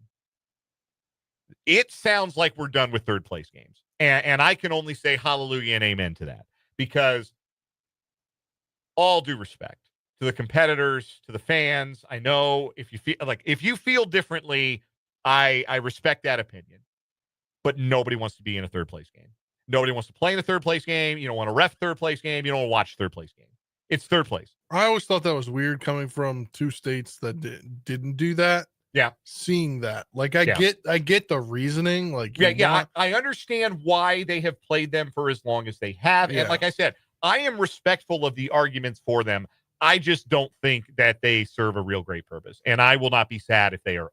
Yeah. Well, obviously that has to change now because of the way the format's going. Yeah. Otherwise, you'd be 8 games on Saturday. I don't think you play 8 games. I don't think you do 8 games in one building on a Saturday. So, and maybe I'm wrong, but certainly the way that this press release is presented would appear to suggest that the third place game is being done away with. So those are the big changes for the semifinals and the finals. Well, what about the quarterfinal round? There's an even bigger change coming to the quarterfinal rounds. The state tournament will begin with the quarterfinal round hosted at one of 7 venues in 5 different cities.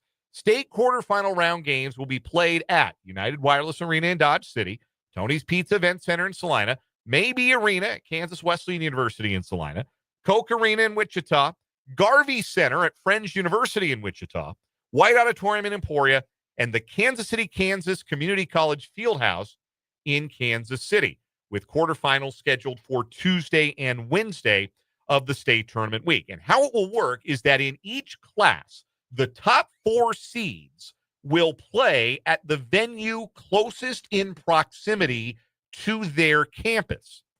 They will be played as close to home as possible for the top 4 seeds in each class. If the distance from the lower seed is greater than 250 miles from where the game would be played, the 2 teams will instead play at a centrally located quarterfinal, and the state brackets will not be reseeded after the quarterfinals. So in a theoretical example, and I wish I could find the state tournament brackets from this year, and trying to dig those up, because I want to be able to do an actual like contemporary example of this. So 3A boys from this past year, I'm able to pull up the bracket because Silver Lake played in that.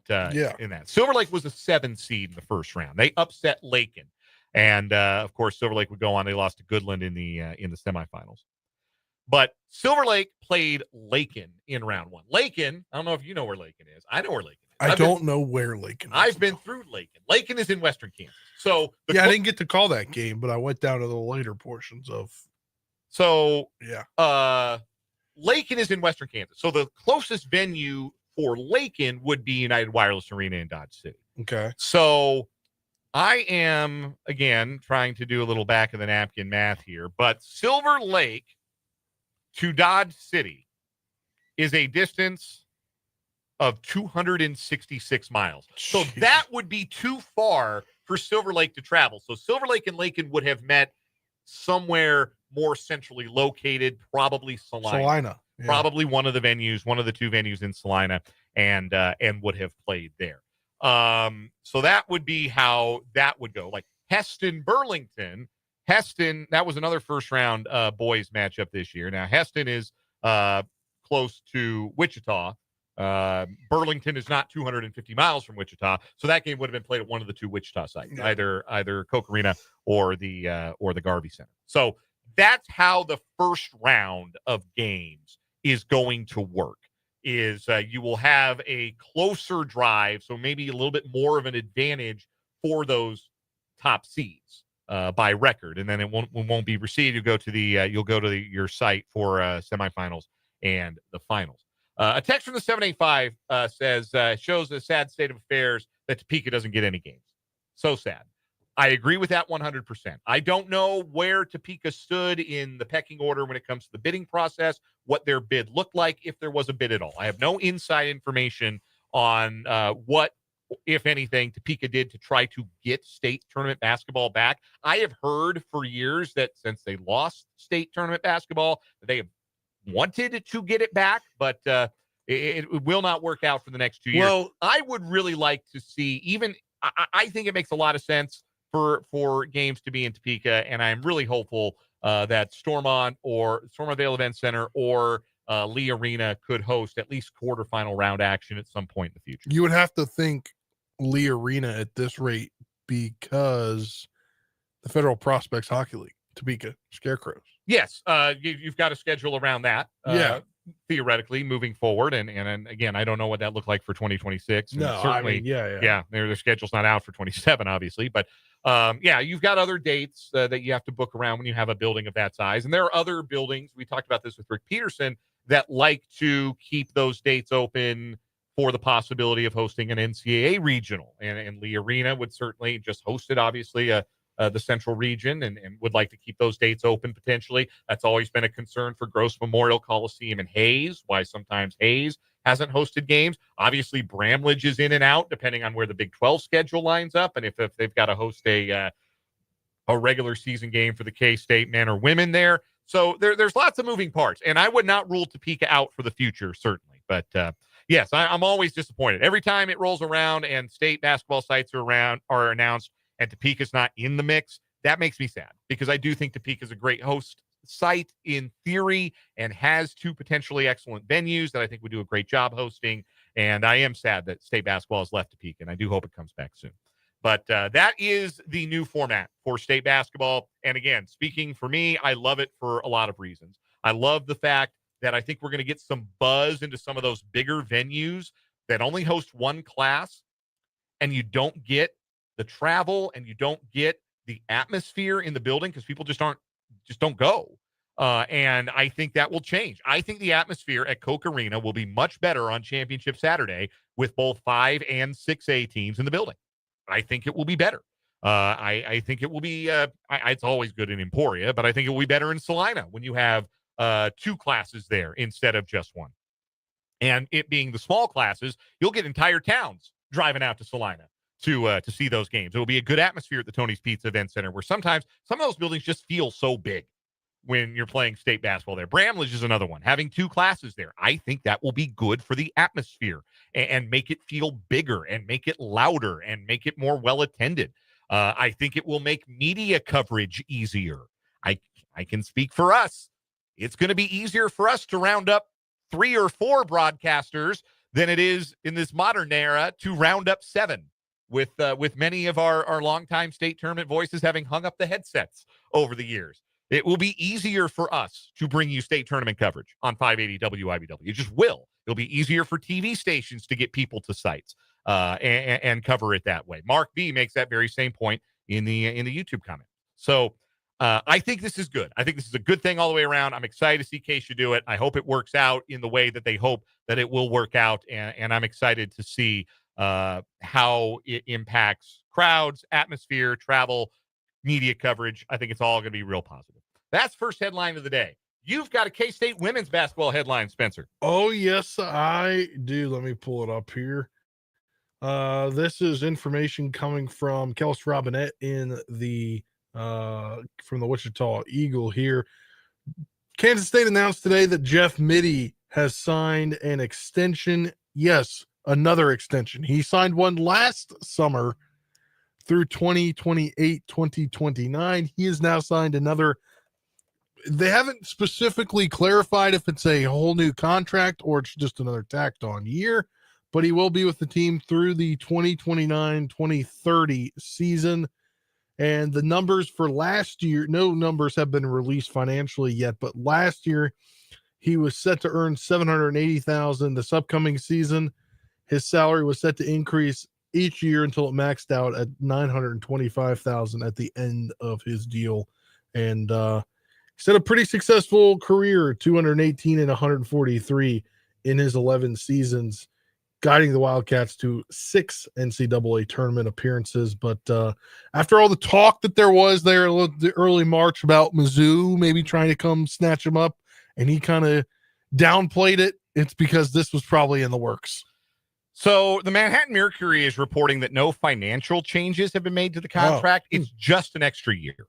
And I think that, obviously extra year job security, extra year helps you recruit, because you can tell recruits you're going to be in town longer.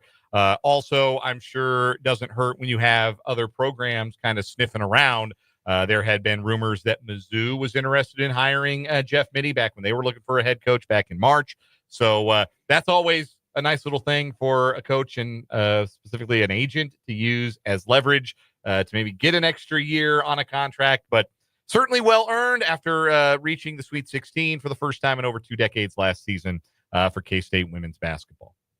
Next headline, let's do baseball, shall we? We'll go to ESPN's headline. A's Brent Rooker joins list of home run derby participants. The former Royal is the 7th player announced to be participating in the home run derby this coming Monday night in Atlanta. He's first member of the A's in the home run derby since Matt Olson in 2021. Rooker has 19 home runs on the season going into Thursday's play and ranks 3rd among all American League players with 58 home runs since the start of 2024.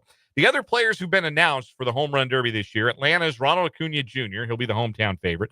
Minnesota's Byron Buxton, who was injured yesterday, so keep an eye on that. That could affect his ability to participate. Tampa Bay's Junior Caminero, Pittsburgh's O'Neal Cruz, Seattle's Cal Raleigh, and Washington's James Wood. It's looking like a really fun field of home run derby participants. And one more to be announced, maybe 2 more if Buxton is unable to participate.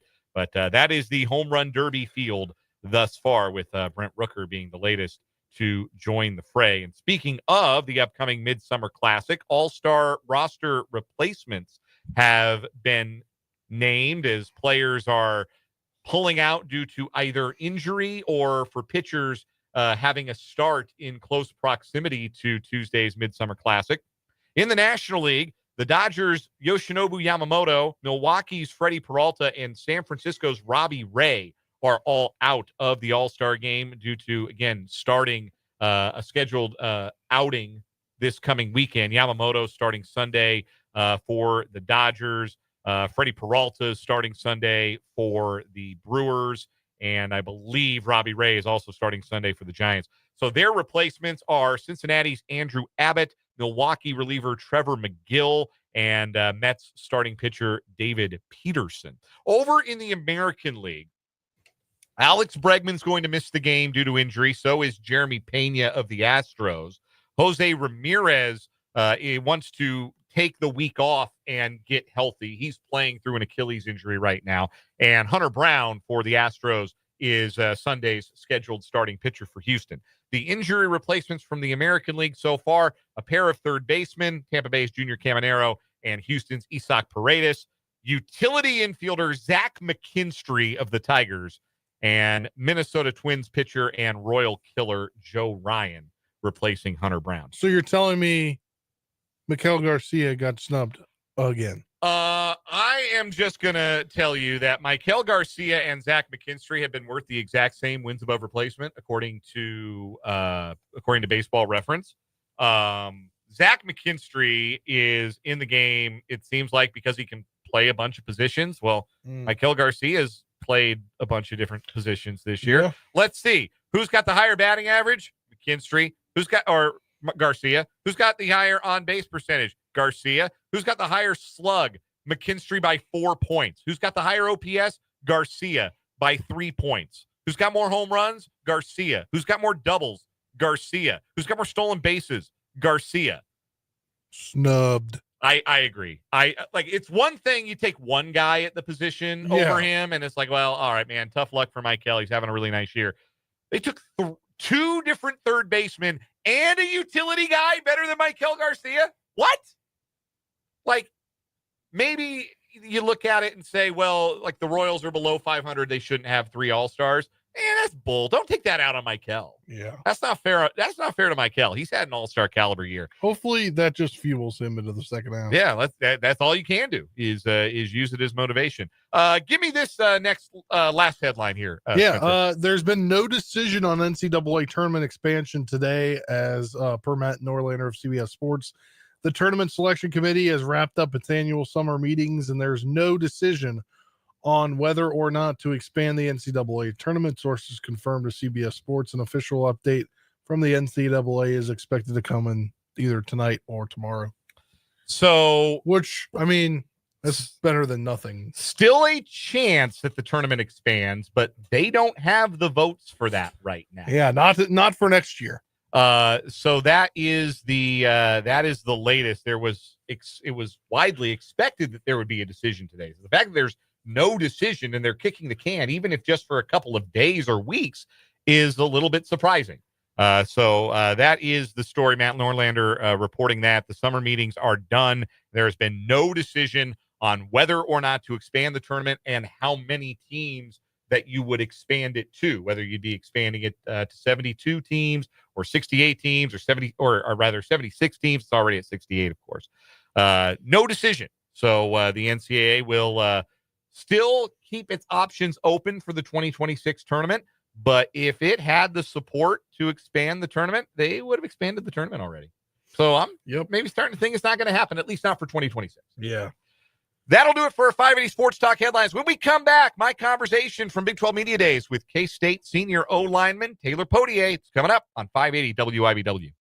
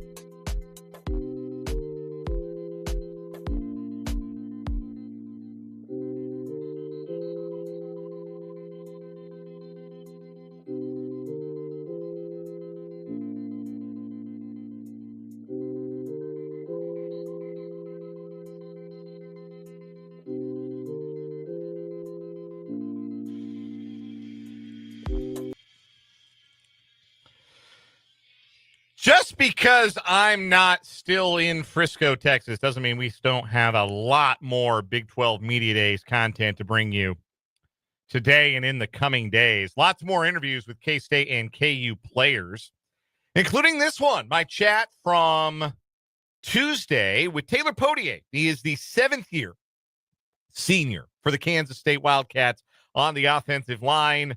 A veteran of veterans, been through so much in his career, has seen the highs, has seen the lows, and dealt with some devastating injuries, but rock solid veteran on that offensive line, and enjoyed catching up with Taylor on Tuesday. Here's that conversation from the Star.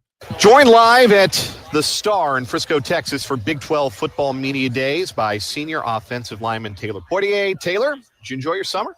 So far so good. It's not over yet, but so far I'm enjoying my summer. We've been working really hard this whole entire summer. It's been really quick, honestly. Season about to come right around the corner. It's like minus 50 days now, so we're getting there. Get a chance to get away, do anything for yourself here at 4th of July weekend, anything like that? No, I just went back home, got to hang out with my friends, got to see a bunch of my friends I haven't seen in a while. One of my best friends, Serena Sparks, so I got to see her.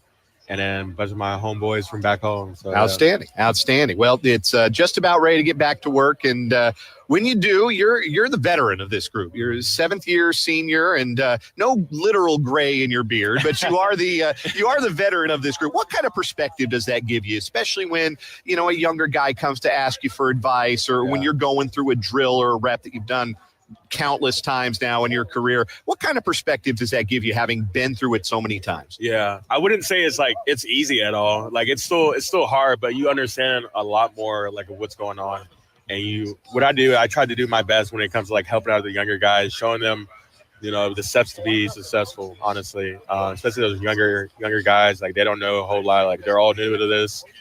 Even guys who've been in the program for like a year or two, like, I try to still show them like, this is what we got to do. And then like within my position group, show them like things that they can do on their own, and show them some things that, they never would have ever thought about. So just trying to, just give the most wisdom advice I can give them. So.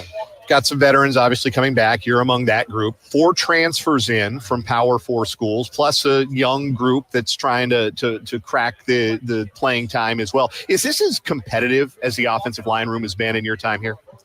I would say so. I would say we have a lot of depth within the offensive line room, and that's really cool to see. Because just whenever you need somebody, we got somebody. So it's really cool being able to compete with everybody, and then see how things go for this fall camp. We're kind of just been doing workouts, so we're all, on the same pace with everybody else. So, yeah.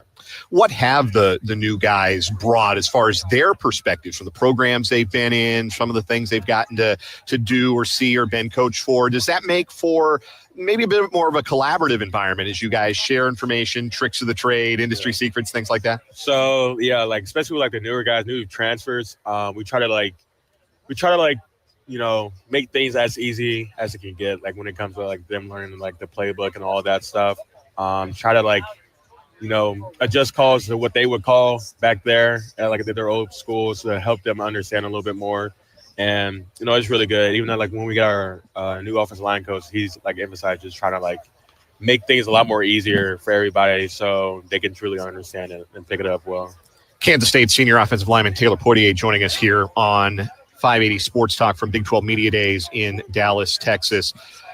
Your perspective as an offensive lineman on your quarterback, Avery Johnson, back for his second year as a starter. How have you noticed a change, or have you noticed a change in him and how he approaches things, how he approaches and leads the huddle? What have you noticed as far as his growth in that position? His growth has, come a long way, honestly, from where he, 2 years ago when he was a freshman to where he is now. The maturity in him has really grown. We had I don't know if you guys heard of the program, like a bunch of military guys came in and, try to show us like what it means to be a team. And they made Avery do a bunch of things, and him doing that, I feel like made him grow even more too, just stepping up, just try to take control within our offense. And that was really cool to see. And, when he had to get on somebody, he wasn't afraid to call somebody out. And that was really cool to see. And see him grow with that, and not be afraid to, say the truth when it comes to things. Like if it's not looking good, it ain't looking good. So truly being honest with him, and then trying to get feedback with him, and it's been really good with him. He's grown up a lot. Dylan Edwards steps into a more featured role in your backfield this year with the departure of DJ Giddens, and DJ was obviously fabulous last year, had a tremendous season, rewarded with a place in the NFL draft, an opportunity to go play at the next level. But Dylan Edwards got the chance to start in the Rate Bowl and was unbelievable, off the charts. So what are we about to see from Dylan Edwards as he gets more opportunity this season? Well, what's the preview of coming attractions for Dylan Edwards? Shoot, wait, what y'all saw at the Rate Bowl, I'm telling you, shoot, that boy can fly. I'm telling you, man. If he get around that edge, see ya, because that man is fast. No, I'm really excited for Dylan. He's been really talking to me about like his dreams. His dreams to go to the NFL, and I'm gonna make that dream happen. We're gonna be blocking for him, making holes for him that he could go through, and I'm really excited for him. He's really matured and really grown up, and I'm excited for his future. You have a unique perspective on this, having been around and been a part of teams and gotten to have that on-field perspective. What is the ceiling for this offense, this group of skill players, the group of offensive linemen that are in this year? Is the ceiling for this group to be as good an offense as there has been in your now 7 years at Kansas State? I would say the sky's the limit with us, honestly. Like, the only people who can beat us is ourselves. Like, we're the only people that set in our way of being successful. And I truly believe that, because I feel like we're going to be the best offense within the Big 12 and within the whole freaking conference, every conference, honestly. And we just got to stay together, and just keep on chopping every single day. Like, never take anything for granted. Never be too high, never be too low. Staying neutral every single day, and making sure we're getting our job done, knowing our plays and all that. making sure we're one sound, one team. So. Taylor Poitier is our guest, joining us here at Big 12 Media Day, senior lineman for the Kansas State Wildcats. Want to shift to your perspective on the defense. Talk to some of your teammates on the defensive side. They've talked about the focus being on bigger, faster, stronger on that side of the ball. Can you notice a difference with this defense coming into this year, practicing against them? Does it feel like they're a little bigger, a little faster, a little bit more physical coming into this season? I would say so. No, yeah, I can't see too much. That's the thing. Like, and they're not running through you. I was like, no, they ain't. I mean, shoot. Depending on where they at, honestly. But I see here, I can't say too much, or I'm gonna give it away. But no, we got a lot of good guys within the defense, especially defensive line, linebacker. So no, they ain't running through me, but they'll come in and pop me a little bit sometimes. But I'm really excited for this defense to show what they got this year. You lost a talented defensive lineman in Brendan Mott, defensive lineman of the year in the Big 12 last year, but it's a really deep group of defensive linemen, a big group, again, of defensive linemen. How impressed are you with how they've come along and what they're going to be asked to do this season? I think they truly came along like really well. Coach Wyatt has really been leading that D-line and showing them the ropes, like how to like do things. And, you know, they're taking it upon themselves to like get extra work. I see them, you know, I'm coming in and get recovery. I see them putting their cleats on and trying to go work some drills. So it's really cool. I'm really excited to see that whole group kind of, you know, succeed this year. A couple more questions for Taylor Poitier, offensive lineman for the Kansas State Wildcats. What are you looking forward to most about the upcoming trip to Ireland for week 0 playing Iowa State, that first game? I would say first the game, of course, and then just to like, you know, just be around Ireland, honestly. This is, you know, a crazy trip. I never thought I would go to Ireland to go, you know, play a football game. So it's going to be really cool. But my focus right now is just the game. And then, you know, whatever other things they want to show us, like some castles or whatever, I don't know what they're going to show us.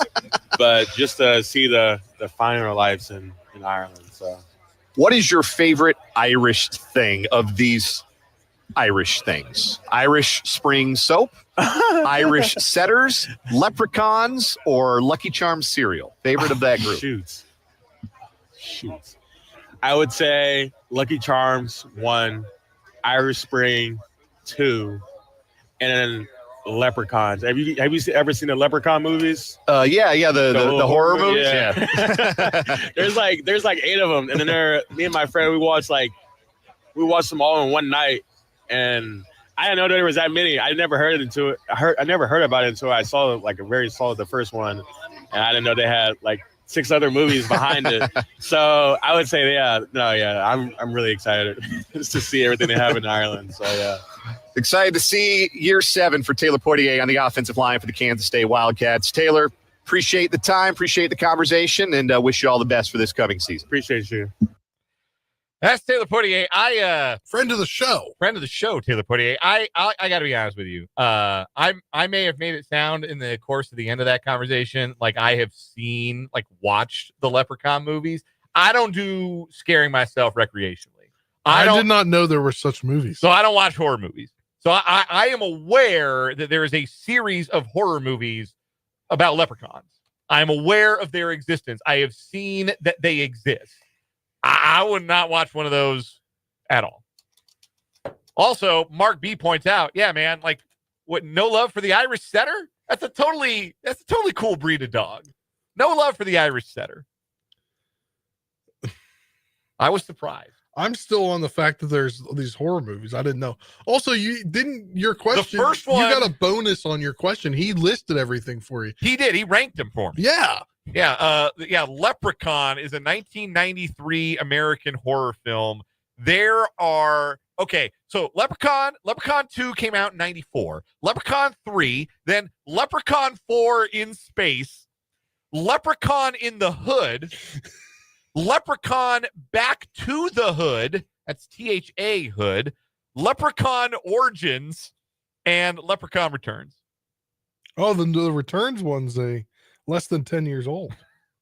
Yeah, I don't know how I man. didn't know this existed. Yeah. The you can get them all in a DVD box set, the Pot of Gore collection. Apparently, there is a tentative title movie titled Candyman versus Leprechaun. All right. Supposed to be off of the Freddy versus Jason. I got to know why Leprechaun went to space. Like, he went to space and then he went to the hood. Wild. Anyway, that was Taylor Poitier. I really enjoyed that conversation. We got more where that came from coming up. Tomorrow, we'll have some more Big 12 Media Days interviews. My chat with former host over at KMAN in Manhattan, now YouTuber, newsletter writer, podcaster, and friend of the Big 12, John Kurtz. That's coming up on tomorrow's show. And we'll bring you another player interview tomorrow, too. I haven't decided who yet. We'll do a KU player tomorrow. We'll do DJ Withers, my fellow Seahawks fan, DJ Withers. There you go. We'll do DJ Withers tomorrow on the show. So that's what you've got to look forward to on 580 Sports Talk. We'll take a break. We'll come back and quick thought about a Big 12 coaches poll run by Brett McMurphy. They like the Cats. We'll tell you about it next. 580 Sports Talk.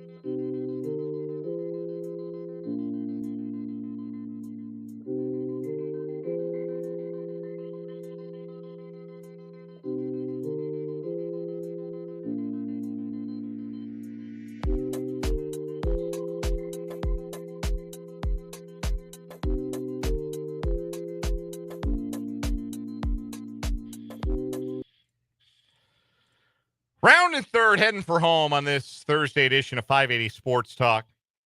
We're done at 6. No Royals baseball tonight. Boys in blue are off. Resuming action tomorrow night against the Mets.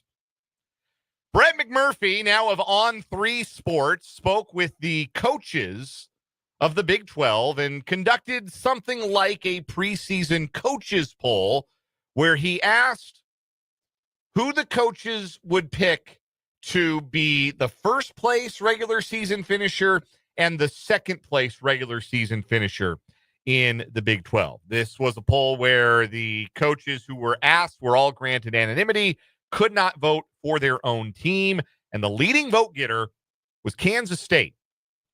Kansas State got 6 votes to be the regular season champion of the Big 12, followed by Arizona State with 4 votes, Texas Tech with 3, TCU with 2, and Baylor with 1. TCU with 2 is kind of fascinating to me because that is not a team.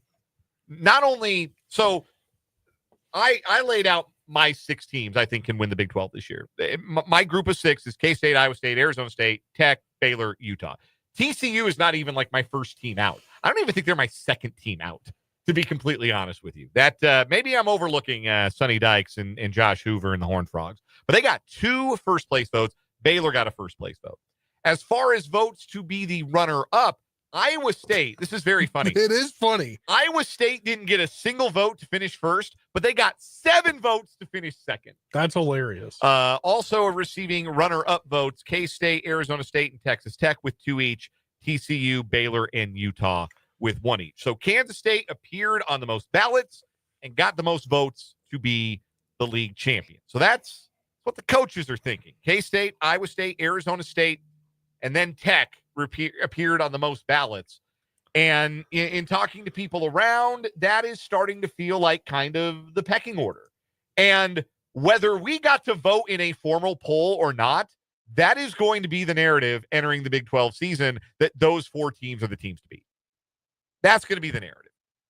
Arizona State, because they did it last year. Iowa State, because they won 10 games last year for the first time ever. Texas Tech, because it's the best roster that money could possibly buy in Lubbock, Texas.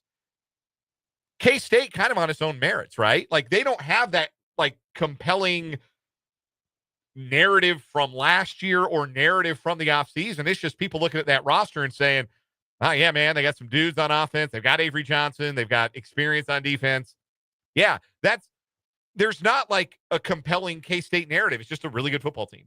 Like, you've got narratives for all these other teams. You've got a narrative for Baylor, even, and what they did in the second half of last year. You've got a narrative for Utah, new quarterback, new offensive coordinator.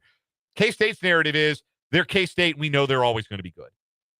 And that's respect. That's a lot of respect being given to the Wildcats from the coaches. Real quick, did you see this from Conference USA?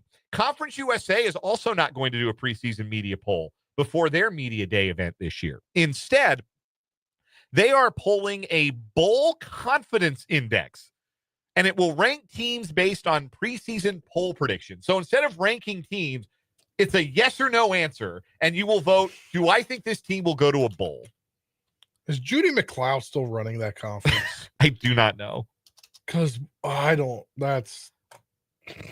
The bowl confidence index. You know what it ends up being? A preseason poll. Like, yeah, it's a different way to go about it, I suppose, but the end result is the same. People are going to look at that poll and think, oh, okay, I guess they think Liberty's going to win the league or whoever. Yeah. Yeah, that's clever, but in the end, it's still a preseason poll, man. Yep. just in a different outfit. You are literally just changing the name of it. Yeah. Because it's about the same. It does the same thing. It serves the same purpose in that league, at least. We'll take a break. We'll come back with a final word here on 580 Sports Talk.